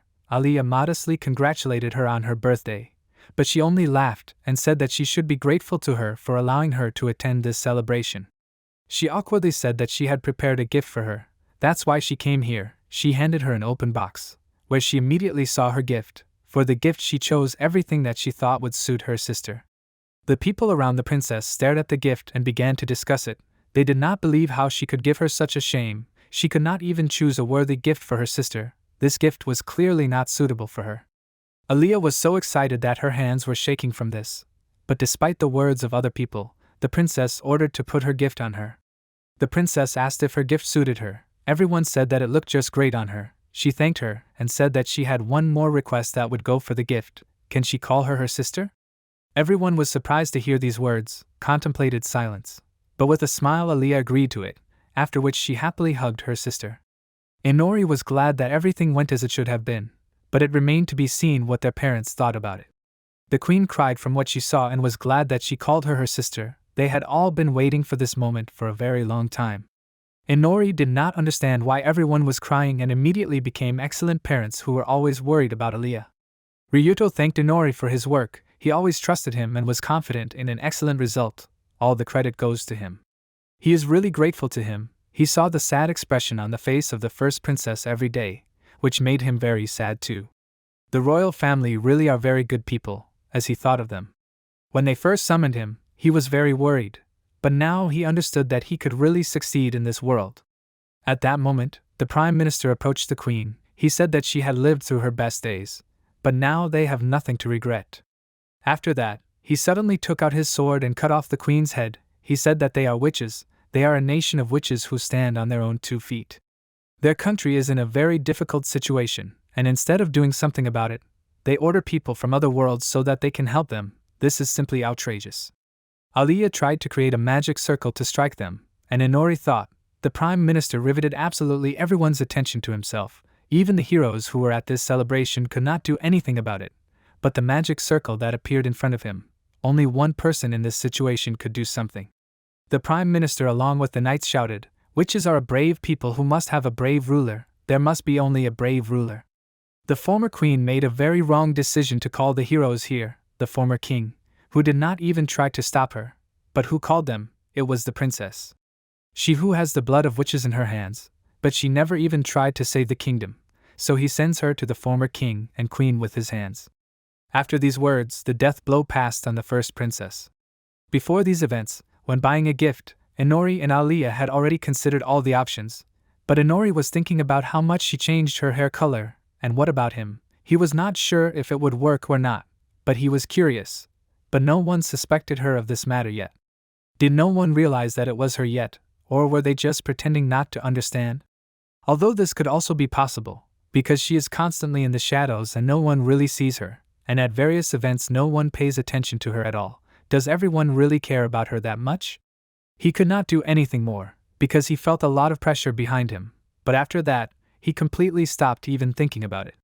This country is rotten, not only the royal family, but even the aristocrats. Everything in this country has long been rotten and needs to be rebuilt, and he must make sure that a new sun rises in this country. May the witch be with them, and the aristocrats who have always allowed corruption to flourish until now, polluting all the glory of the lands that belong to the noble witches. But also the people from the other world, they must all be killed. After all the words, a bloodbath began and all the people in a panic soon ended up dead on the floor. Inori thought that he had a feeling that this country was in great danger from the beginning, even though he was summoned a few days ago, but he immediately understood it. The people were very poor, and the aristocrats could not stop spending their own and other people's money on unnecessary things. They kept calling on heroes to get financial help with him. He knew that everything was not going according to plan, but he could not even imagine that a coup d'état would happen. In the midst of a financial crisis, the only thing that could keep people from a coup d'état was their belief in witches and their entire bloodline. But the queen was killed along with the king. Now that the first princess who was the heir to the throne is dead, that belief has come to an end. Now the current kingdom of the rising sun has come to an end. The guests begged to stop and not kill them. They bragged about any chance to stay alive and not die. They did not understand why they were killing them if the heroes from another world were to blame. But the Prime Minister replied, does he really think he does not know? This great banquet was arranged on very large embezzlement, which was possible due to bribes and excessive taxes. He only kills those who have angered the entire country along with the royal family itself. None of the guests present here deserve to live. Ryuto cannot bear the loss of the princess, and with all his anger called for a lightsaber. People who deserve death, such simply cannot exist. There was a fierce battle. Inori was told to take Aliyah out of the hall, otherwise, if she stayed here, she could be killed too. Everyone tried to stop the massacre, but the main character grabbed the princess by the shoulder and said that she could not help her at all. It was too late. The two of them quickly tried to leave the hall. They were able to save the second princess, but this did not mean that she could not be touched in the future. Inori thought, everything cannot be so simple. With the help of his detection skill, he roughly understood the situation. It is not surprising that they so easily allowed them to leave the hall.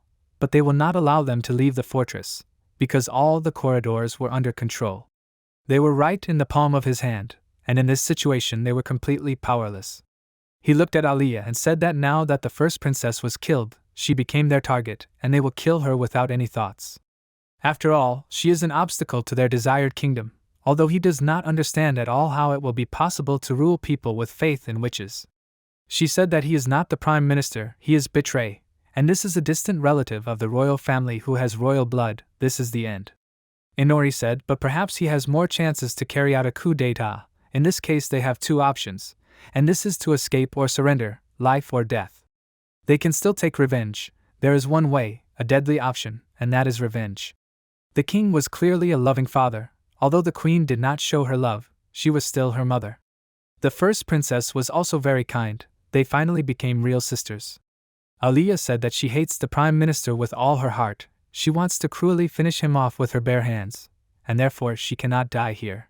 She will escape in this option. She will escape and survive for the sake of revenge. The protagonist said he knew she was strong, so he would do it for her and use his detection skill to find the enemy. He would protect her and make sure they escaped together. They would survive. The knights walked through the corridors and looked for the princess. They didn't care if she was alive or dead. They needed to retreat everywhere, although they had no chance of finding her. Suddenly, one of the knights seemed to be strangling and he fell to the floor in a fit of strangulation, and the second knight fell after him, after which they died. Inori said that it seems the princess was now using her magic, which works like a vacuum. By combining it with his detection skill, you can get something like this. He was able to determine their location, and she put them into an eternal coma. It would seem like an invincible tactic, but the knight's armor is called Talent Hura Magic Armor. If the power of this armor is activated, Aliyah's magic will be cancelled, so the magic is only effective for surprise attacks. But he seems to have forgotten something. He has no aversion to killing people at all, but he still did not understand why he still did not have such a reaction as other people in the form of nausea. Where they are going now, only the royal family knows, because it is an escape tunnel in case of emergency. Therefore, this is the path to their salvation, which the knights will never be able to know, but maybe he was wrong. Aliyah said that they need to turn around and they can go to the servants' quarters, but are there knights ahead? Inori said that there is no one ahead, but when they entered the servants' room, they saw that every single one was killed. Killing all the servants, even those who served them. This was already too much, even judging by the fact that they did it to prevent treason. They are not even afraid of being remembered as tyrants. They are purposefully trying to carry out a coup d'état, but there are no more knights here. As Inori was about to call Aliyah, he saw their maid Nara lying dead on the floor in front of her. It was a huge blow to the princess's heart, because she was very dear to her. She remembered all her past actions until the moment they entered the servants' room. She picked up her body and hugged her. She cried bitterly and began to apologize to her for not being able to come earlier. Inori was surprised. He had not even thought about her until that moment. But if they preferred saving in this situation rather than running, then they really could have saved her. She could have survived. But he is not sure if this situation was the best for them in this outcome. He told Aliyah that she had two options, but he still had two. One of them must hold out until sunset, but it would be possible to do without it if they could somehow get rid of the sun god's hatred. After which they must break through the siege and continue moving forward, but the last one must go over to the Prime Minister's side. He is not a hero, he is unknown to the outside world, and on top of all this, he has a useful skill for the Prime Minister, and that is detection. About the knight's conversation in the hall, is it possible because of the Knight Commander's previous request? When he has nowhere else to turn, then let him come to her. Now that he thought about it, she meant exactly this moment. The problem is that now they will have to act categorically differently, because the last option they could resort to in case of failure is to join the order, but he would really like to avoid knightly service. Therefore, this is an option that they can use as a last resort, or he can give them the second princess, and he will receive temporary freedom. But despite everything, he had to see how Aliyah would act first. The protagonist said that there were no knights around at the moment, so he didn't mind if she cried a little, but this room was a dead end and he wanted to leave this room before the knights suddenly showed up. She said that she didn't want to leave Nala here, but he was going to leave anyway, right? Inori could only confirm her words. His heart was about to break, but regret was part of the battle at the same time. He thought that his reaction was really not very convincing, but according to her, he was strong, but his reaction still didn't fit the situation that they found a dead person's body. He firmly told her that she had 50 minutes, after which she closed her eyes and began to pray silently. So this is what it felt like to mourn for a dear person who died. He can't understand why she is crying, but he can't feel any sorrow at all. Usually, people's corpses are mourned after death, but either they rot away in complete solitude, but there is a chance that they can be eaten. After death, a person and everything that was alive is nothing more than a piece of meat, but it still doesn't change the fact that she was dead. When death comes, it's the end, right? After a moment of mourning, he called out to her, and after saying goodbye, they left the room. He was going to use his detection skill to find out the entire situation in the hall, and not fall into any traps. But seeing that everyone in the hall was already dead, it wasn't very good. It seemed like Ryudo was already pretty battered, so how strong was the night team? Ryudo asked what they wanted and what was their plan. The commander said it was revenge for the first princess, or feelings of grief, or maybe he wanted all his friends to die, maybe he wanted to stop them all. But all this is completely unimportant, because he still lost. He said furiously that he would at least protect his friends. After these words, she grabbed him by the throat and began to strangle him. She said that she could fight even without seeing anything in front of her. He was too naive to even think that he could save them if he decided to look at her. He lost because he was not ready to kill. It seems that the effect of overcoming the limit wore off. It was immediately followed by a fee for repeatedly exceeding the strength. Thanks to this, he will lose the ability to move his body. Let him consider himself very lucky, because now she will not have to cut off all his limbs. The three heroes will be sent to prison. While the protagonist was walking down the corridor with the princess, she told him briefly about the two of them. Commander, this is the strongest person who exists in this world. And the Prime Minister is a former military man who managed to achieve great fame within 10 years. It seems that Aliyah really hoped to deal with them, and that after that they could join them. Such a fateful outcome was simply impossible, but it was better not to tell her about it. He could not worry about it, but the stealth skill cannot even reach level 1 due to the fact that it is daytime. The best he can do with it is to make her disappear in the crowd, but it is of no use. Do they really have no choice but to fight? But will they be able to do it, because now he is completely powerless to fight them? At this moment, the knights in the corridor ordered whoever was there to come out to them. Aliyah, with almost the last of her strength, used her attack and summoned a magic circle, while causing smoke to form around the knights to block their view. She jumped very high above them and landed behind them. She directed all the power from the magic circle, and then the knights were defeated. Inori thought he used the magical eye of sight to see what was happening in the smoke. He saw her use a 2-step jump, but she called it an air step. It is a powerful stream of air that throws a person into the air. This skill is also called a juggler skill because after using it, a person changes position. The knights raised their shields, thus they tried to establish a barrier between themselves, but they did not take into account that their back is their weakest point. He looked at her and thought, let her not look at him like that. Does she really want him to enter the battle with his stats? He completely refuses. Because of the noise that the second princess escaped, the summer will meet more and more knights on their way. The hidden passage for their escape is already very close. According to Aliyah, they have one last turn left, then go along the corridor, open the secret door to the underground passage and everything is ready. Inori stopped her and said that to their regret they would have to stop here. They had fallen into a big ambush, from which there was no way out at all. After that, he decided to use all possible human abilities to escape. But the result remained absolutely the same. For Aliyah it was the same as a death sentence. He already knew that they would get into such a situation, but he decided to remain completely silent until the end. Parents and sister and Nala's death, it was incredible emotional damage to her, but no matter what, they were still going to their deaths. Therefore, he wanted her to keep her last hope for salvation until the last minute. Out of fatigue and despair, he took the princess in his arms and decided to carry her. She told him to let her go. They still can't leave. Where can they run now? What if there is no way out at all?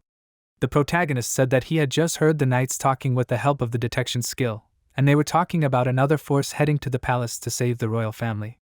It turns out that they still have one last hope. Perhaps they will be saved. The reinforcements were to arrive at sunset, But would they be able to survive until sunset? The princess was very scared and asked what they would do. Where should they go now? The reinforcements were a lie to give her hope, but her answer was not what he expected. They had to wait now, but it was hard to look at her psyche, because she was getting worse and worse each time. He thought that she would be stronger, but now she had entrusted her fate to another person.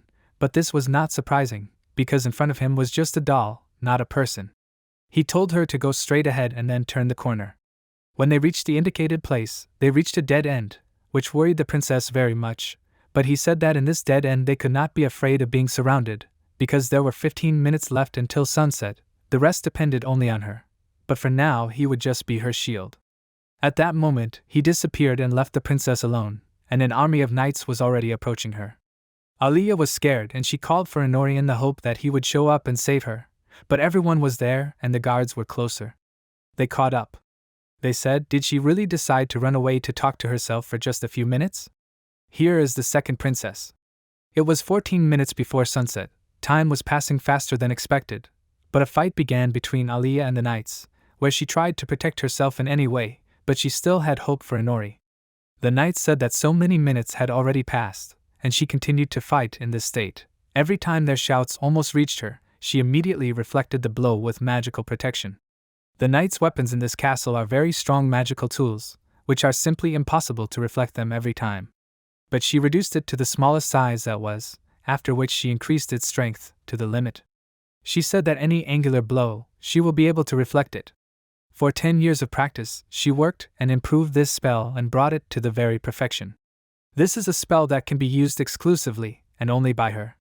There was very little time left before the important moment. Soon help should come for her and save her, so if she holds out until sunset, she will be saved.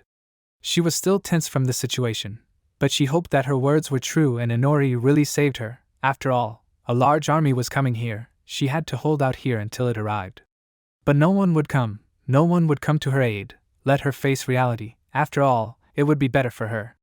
Besides, she checked Inori, but he had already abandoned them. So, doesn't she think that she is simply believing in something that doesn't exist? All these words were said by a ghost from the past, namely little Aliyah. It was even more stressful for her. She denied her words. She hoped that all this really was not true. But then she realized that he had found a passage, namely a hidden passage. Otherwise, how could a person suddenly disappear like that? She is very sure that he went for help. The knights were surprised, because they did not see anyone else near the one she was talking to. They awkwardly asked if she was talking to them. She began to scream and deny it. They should soon come to help her, so she would definitely not give up. She suddenly used all her strength to attack, to throw back and damage the knights. They were surprised and did not understand how this was possible, and whether she really did it. She really is a doll princess. But they drove her into a dead end. She has nowhere else to go. But what is she trying to achieve by doing this? One of the knights took off his helmet and told them to bring soldiers with magic pistols here. But this is very strange, because shouldn't the boy she was protecting be with her, and they arranged this whole escape? Then she no longer needs to worry about it. Now she can finally die in peace. After the reinforcements arrived, they dealt an even greater blow to the princess. She tried to repel the entire attack, but she was completely wounded by the bullets. One of the head knights said for everyone to move back because he had finished creating a magic circle. She was holding up very well, but since she was a member of the royal family, he thought she understood that he had to kill her. The knight gathered all his strength and aimed the magic circle at her, but Aliyah had no strength left. She was very exhausted, but she was able to repel the entire attack despite the damage she had suffered. She screamed, even though her clothes were burned, but she managed to survive, although it didn't matter anymore, because she was being attacked with a slash from the left from above, directed straight down. Although the blow was weak enough, but she didn't have enough mana at all to repel the attack. She needed to reduce the size of the barrier more, which would entail a decrease in mana consumption, so she thought she could repel this blow. The ghost of the past told her she should reduce her mana consumption. That's right. But that would only prolong her suffering. She knows what's really happening, right?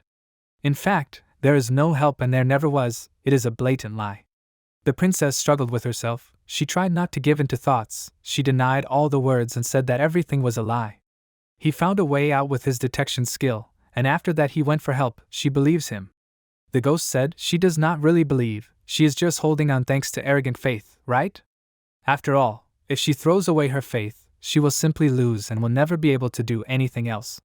She knows about this, doesn't she?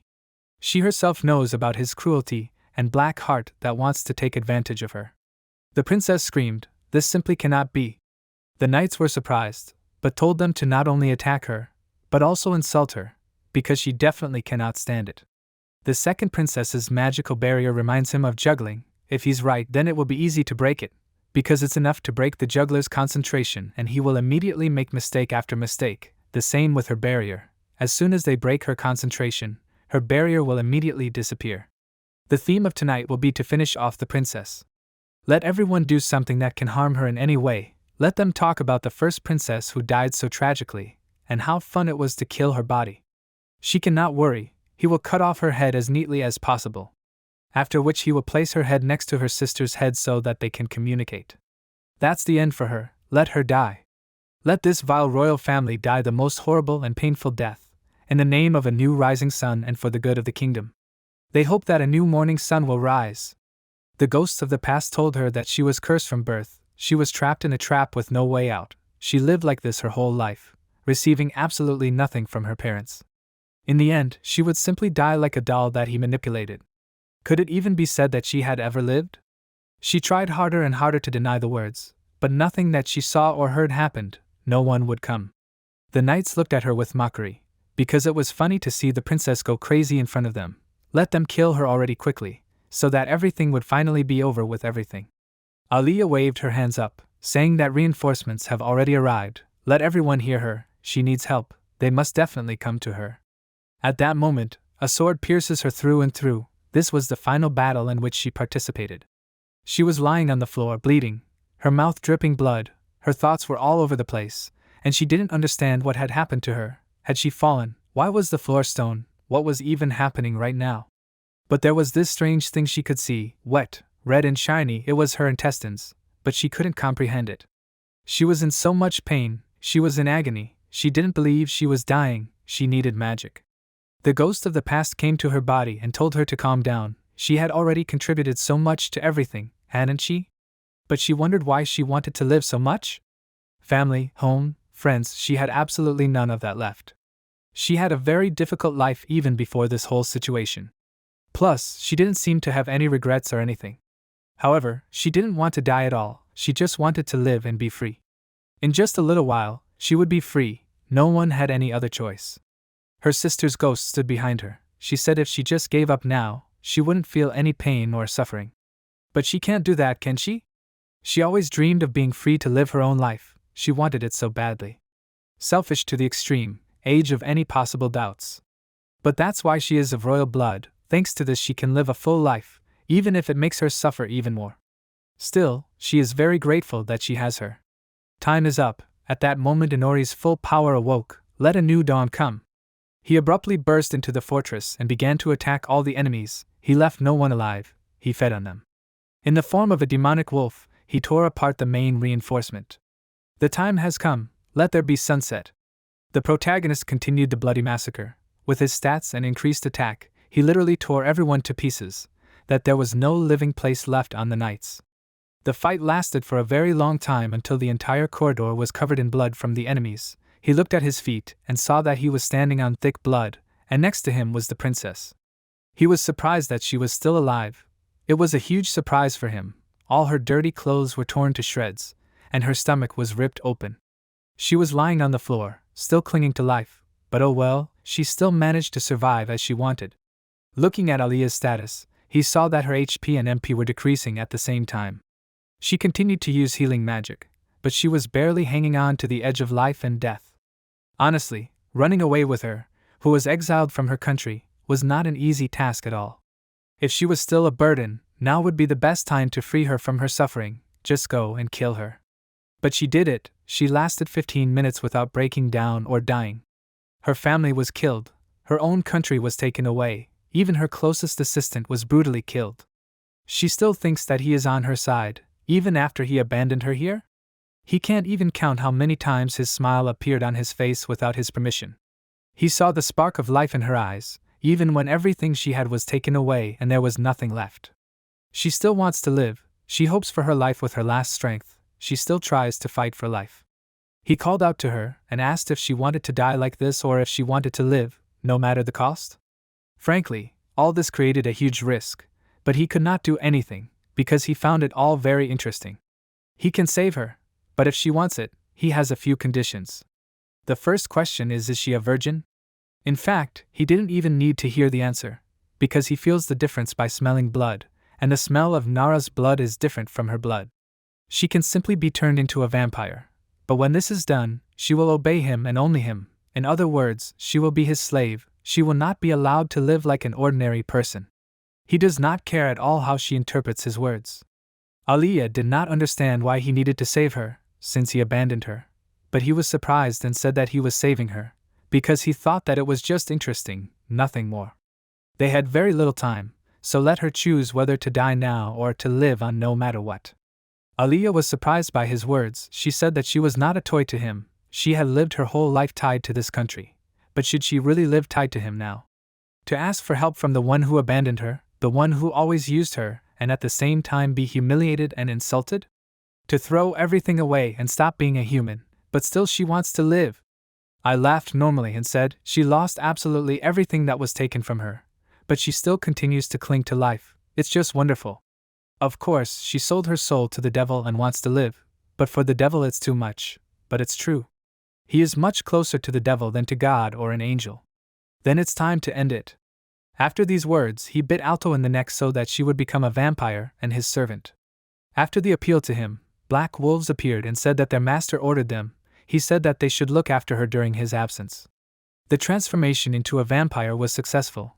When she wakes up, she will already be a vampire. If only she would not be indignant about it.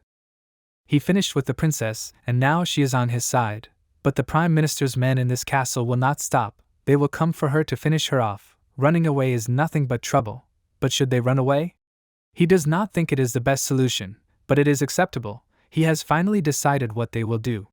To make sure no one comes for the princess, he will kill everyone in this fortress. In the midst of a deadly fight with Aliyah, the knights were thinking about how to kill her. One of them said, "Did she kill a knight with a magic gun?" He thought that she was finished off a long time ago, and was definitely not alive. It has been almost 10 minutes since the report that said she was cornered. They said that she was unharmed for 10 minutes since they chased her. Moreover, their knights were armed with a magical arsenal of weapons, and the princess fought with her bare hands. They have already called the captain. He looks very stern, especially considering that he is left without one eye. It is time for them to shoot the heads of the entire royal family, and they will feed their bodies to the dogs. Inori moved towards the commander, but at that moment she locked the other heroes in a cage so that they could not escape. This cage is resistant to magic and physical force. The prison was originally designed to imprison the most dangerous criminals. Now they will be locked up here for a very long time in the most secure of all prisons in the kingdom. She will not remove their shackles despite the strength of the cage, because they can go crazy and kill each other, so she will remove them when everything is quiet and they come to terms with their situation. Why did they say one thing during the celebration of the first princess's birthday at the banquet, and now they are saying another? Why do they not want them to die? They are hostages against the Makarot Empire. The Empire is the suzerain state of the League of Heroes. She definitely doesn't want the heroes to die, so if she tells them all that the heroes will be killed, they will try to invade. It will help them buy some time and restructure their foreign policy. He now understands that the blood that flows in them is cold. He is burning with the desire to defeat her. Ryuto's eyes lost their light and became dead, gloomy and clouded. The commander recognized these eyes. They were very familiar to her, because this was her former self.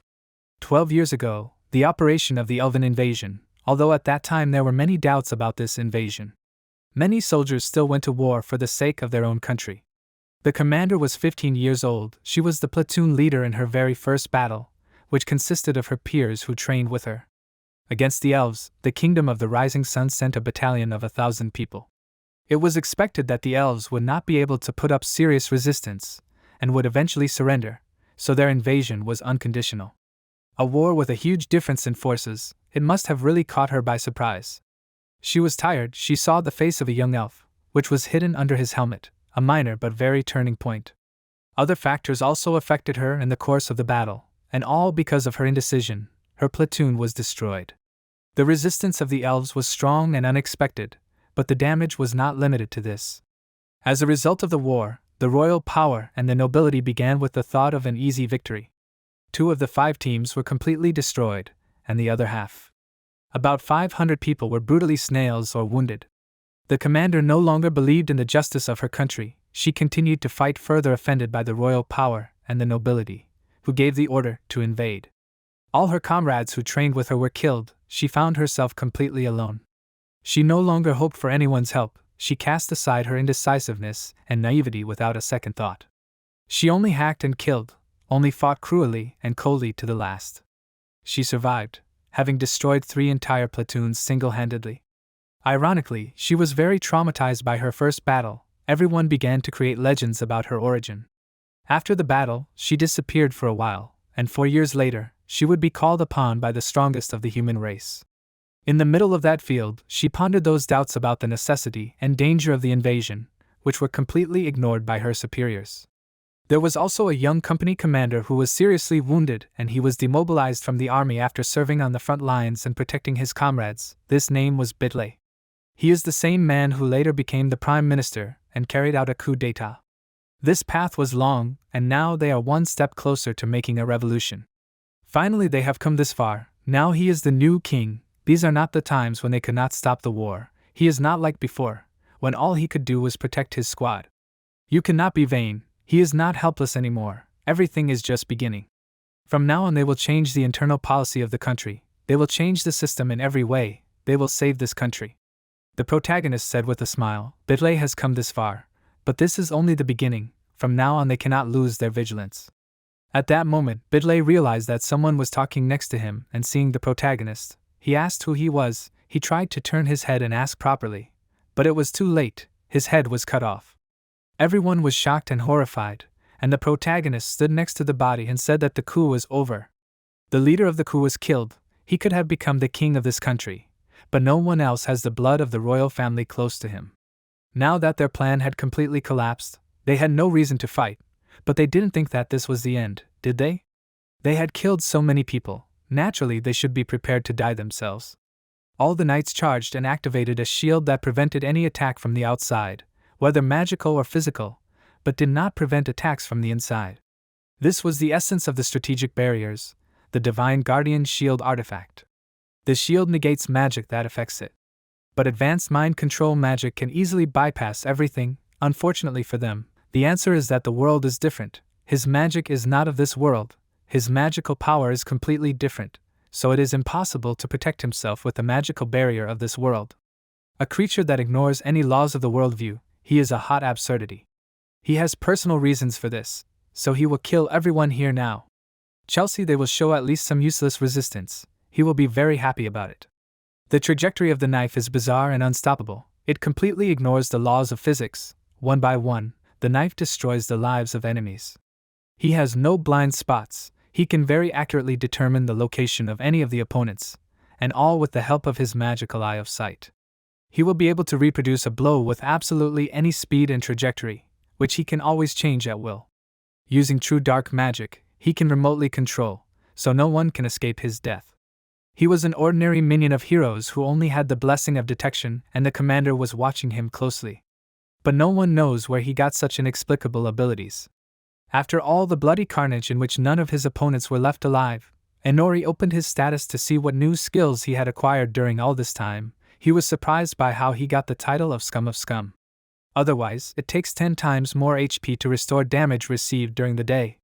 Quite unpleasant, because this vulnerability is pitiful. This is what it means to be a knight who protects the country of witches. From behind the entry, the ghost of Fenrir, who was next to him, appeared. The protagonist said that this was an attack that even he could not parry, right? The first round will be his, but it is worth stopping the competition. It does not matter at all. He should work harder on everything. They have already killed most of the entire fortress. They should join him and help. Because the blood his subordinates suck is the same as the blood he sucks. Kill everyone you can, suck the blood from the corpses and turn them into zombies. The huge monster attacked the knights. He decided to kill everyone in this fortress. But of course he has his reasons. There will be some advantages. The first is eliminating any pursuers of Aelia, her immediate survival, and eliminating any witnesses who may know that she escaped. The fortress is completely destroyed, and the princess is dead. That would be the best development. And the second is their death and blood, and by killing them, he gains experience. And by sucking their blood, he literally sucks out their skills and reaches Bojutsu level 1 and mental arithmetic level 2. Anyone who gets in his way, he kills as soon as they enter the range of his detection. By the way, after all these murders, he thought about what he left undone, and that is that he did not finish reading all the books in the castle, and since he wants to know much more about this world, he decided to go back to the library and finish reading them. Clairvoyance, clairaudience, and visual memory are used to store the contents of a book in the brain. This process can be done simply by holding the book in your hand. However, if he decides to read them all, it would have been light by now, so he will leave half in the shadows. After these words, Norm went to the door, but when he opened it, he saw 2 people in front of him who were very scared. They began to ask who he was. They took him for a knight who came to save them. The man asked if he was a squire, a valiant squire of heroes. They began to beg him to help them. They are honest and did not bribe anyone. And yet the evil prime minister ordered the knights to lock them here. Apparently, the 2 were running away from the knights and were hiding here. They started begging him to save them at any cost. The 2 of them were ready to do anything for that. Terry was confused, but after a moment he said that he didn't want to do that, because they didn't deserve it. The man started begging him to change his mind, started bribing him with money so that he would agree. Inori still flatly refused their words. It wasn't bad. He decided that he would kill all the people in the fortress, so he would do it. The man froze as if frozen. And the young girl smelled of something. He understood such things well. The logical thing would be to just take off the weight and escape. They were outraged. What's funny about it? But why did they even think he was having fun? It's because he was smiling, although he was actually having a little fun. But why? He doesn't really like killing. In short, because he decided to have fun. They are aristocrats, aren't they? They certainly know how to have fun. They know that their lives are wasted, but do they really enjoy it? So if in any case he is going to exterminate people, then it is better to do it without remorse or being emotionless in the face of it, but have fun killing. Well, no offense. After saying this, he brutally killed both of them. The Black Knight has not yet blossomed. The Corps of Military Maidens, a unit of female knights, under the direct command of Igiana. An elite group of knights trained by the commander. If someone wants to gain experience in combat against knights before fighting the commander, there is no better opponent. She said that it is difficult to find him, but she was told that he ran away with the princess. She has not heard anything about the other knights. He really is a big problem for all of them. One of the heroes asked, I wonder why the commander pays so much attention to him. Alice, he is young, isn't he? He is also quite cute. Another hero objected that she had no time for such people. They were of no interest to her at all. If he did not have at least 6-pack abs, then she had absolutely nothing to talk about with him. Another answered her, Alice's tastes were so easy to understand, but what would Earth say to that? She apologized and said that she had never been indifferent to Alec. Alice shouted for Miranda to stop teasing her. They should stop with their jokes already. Even though they had almost managed to carry out a coup d'état, it was too early for them to relax. The other girls apologized to the commander. They saw Alec in the dark from the corridor. They called out to him asking if it was him. But Inori came out of that note to them, holding Alec's severed head in his hand. Everyone was shocked by this sight and situation. One of the girls asked if this head belonged to Alec's body, but why did he do it? If they found him, the commander said that they should guard him and then bring him to her, let him tell what happened next. The protagonist said with a smile that he would tell everything right here and now. He killed him, as well as everyone else who was in the fortress. He decided to kill all the knights in the most brutal way. Everyone else who was in the hall, he also killed. She was surprised and asked what he just said. She can't believe that he was able to kill all the knights in the castle, because how could he have done it at all? Moreover, she can't even imagine why he did all this and what his motive for all his murders was. He waved his hand, thereby showing them to shut up. He asked, well, why is she asking these questions and waiting for answers? They and he are enemies. He has already given them too much information for them to draw a conclusion. Is it enough, or is this the only way to convey to them? Igor extended Alec's head to them and grabbed him by the eye sockets with one hand and by the jaw with the other, and pretending that the novella is speaking, he said for her that he is asking for help. Earth was outraged. She immediately rushed into battle screaming that she would kill him. That's what she really wanted.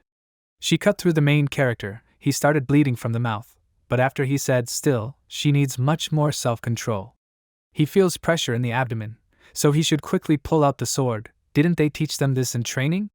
After these words, he deftly took out his dagger and walked across her throat, thereby killing her. The other girls screamed her name. They told them to all form a line. What they see in front of them is not really a person. Let them not fall for it.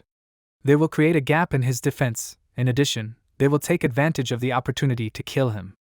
Igor grinned and said, finally they understood everything and they had motivation. The skill of fencing is about the same as what he saw in training, but ice magic, in order to block the escape routes. And then the arrows that fly between the ice, flying straight at the target. An expert in ice magic and a skilled archer. Of course, what he should have expected from the subordinate commander. A highly skilled coordinated attack. The arrows flew straight at him, and he doesn't care. The blows have no effect then, all that remains is to cut off his head with a slash. In the end, it's not Inori, but this is a bad move. While he is in the air, he cannot dodge the attacks. He deftly dodged every blow and way to hurt him, but at one point he pierced Miranda through. She was suddenly jerked and thrown into the air, and he flew here. I threw it normally. Those chains that bound one of the subordinates, after which he shot her with arrows that were applicable to him, she was about to whip through. Domination and remote control. Now that they were left alone, he would like her to help him. Before he deals with the commander, he wants to get the interpersonal experience. He needs to warm up. After that, she abruptly struck Igor and badly wounded him. She will not be able to fulfill his request. She will kill him right here and now. She cut him deeply. Even if stabbing and cutting wounds, even from arrows, are less effective, this should work. She will kill him right now. He can continue to fight with one hand, however, the first sword strike was just a fake, and the second one is real. She will cut off his head from his shoulders. Let him die. The protagonist said that he observed the commander's mercenaries. Everyone who tries to respond to her attacks, she has a habit of using a lot of fakes. Knowing this, it is very easy to prevent falling for this trick. She was surprised that he regenerated his shoulder. But it does not matter, let them continue for another 5 rounds, he does not want the warm-up to end so quickly. So, since he can calmly fight with a black sword, he does not think at all that he should create a new iron sword to replace the black one, then it is better to use the materials for mass production of knives. Thank her for her cooperation, Deputy Commander. From the very beginning, he said that he would kill absolutely everyone in the fortress. In fact, he does not really like oaths, they repel him a little. By the way, has the transformation of corpses finished yet? Well, the deputy commander, he wanted her to help him with another experiment.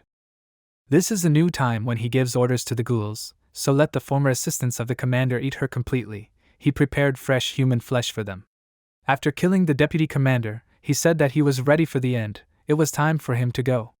A bloody knight was walking along the corridor. He did not understand why corpses were scattered all over the fortress, just like in a real hell.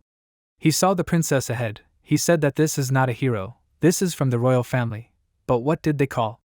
After these words, the knight was attacked by a wolf who was protecting her. Before he tried to understand something, he had already sneaked up from behind. He jumped out of the shadow of the princess.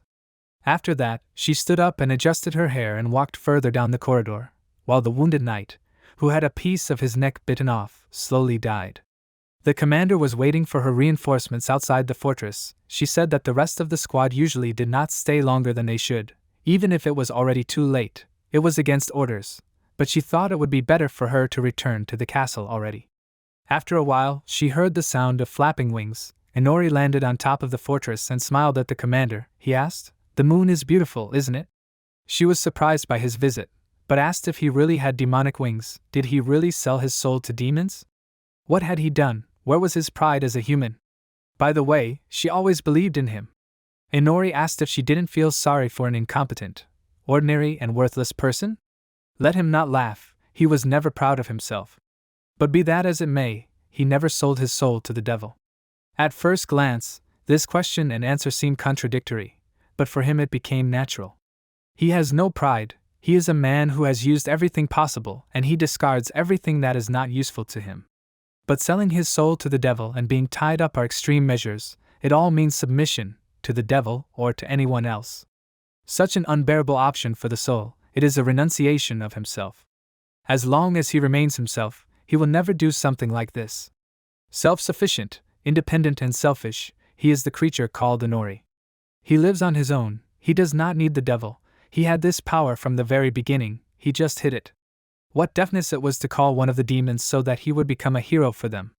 The commander asked, really from the very beginning? This is a blatant lie. He is a fool who ran away and relied on the power of demons, but it is not too late to get everything back. In his soul he is a weak person. What does he even want from his life? If he stops being a man, what is he even living for? He lives for life, he wants to live, he doesn't want to die. Such feelings are very weak. In this life, the stronger he is, the more lives are at stake, so he needs a stronger reason to live. Just living is a path that will definitely lead to defeat. Inori asked if Daphnia had a reason to live then? They are more resilient than them, but they probably don't think about the meaning of life.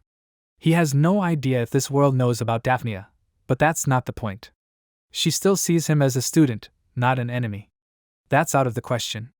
Now let her also allow him to ask what the meaning of her life is. The commander replied that the meaning of her life is in her country, for which she will give her soul. The protagonist said that's all in the end, he's had enough.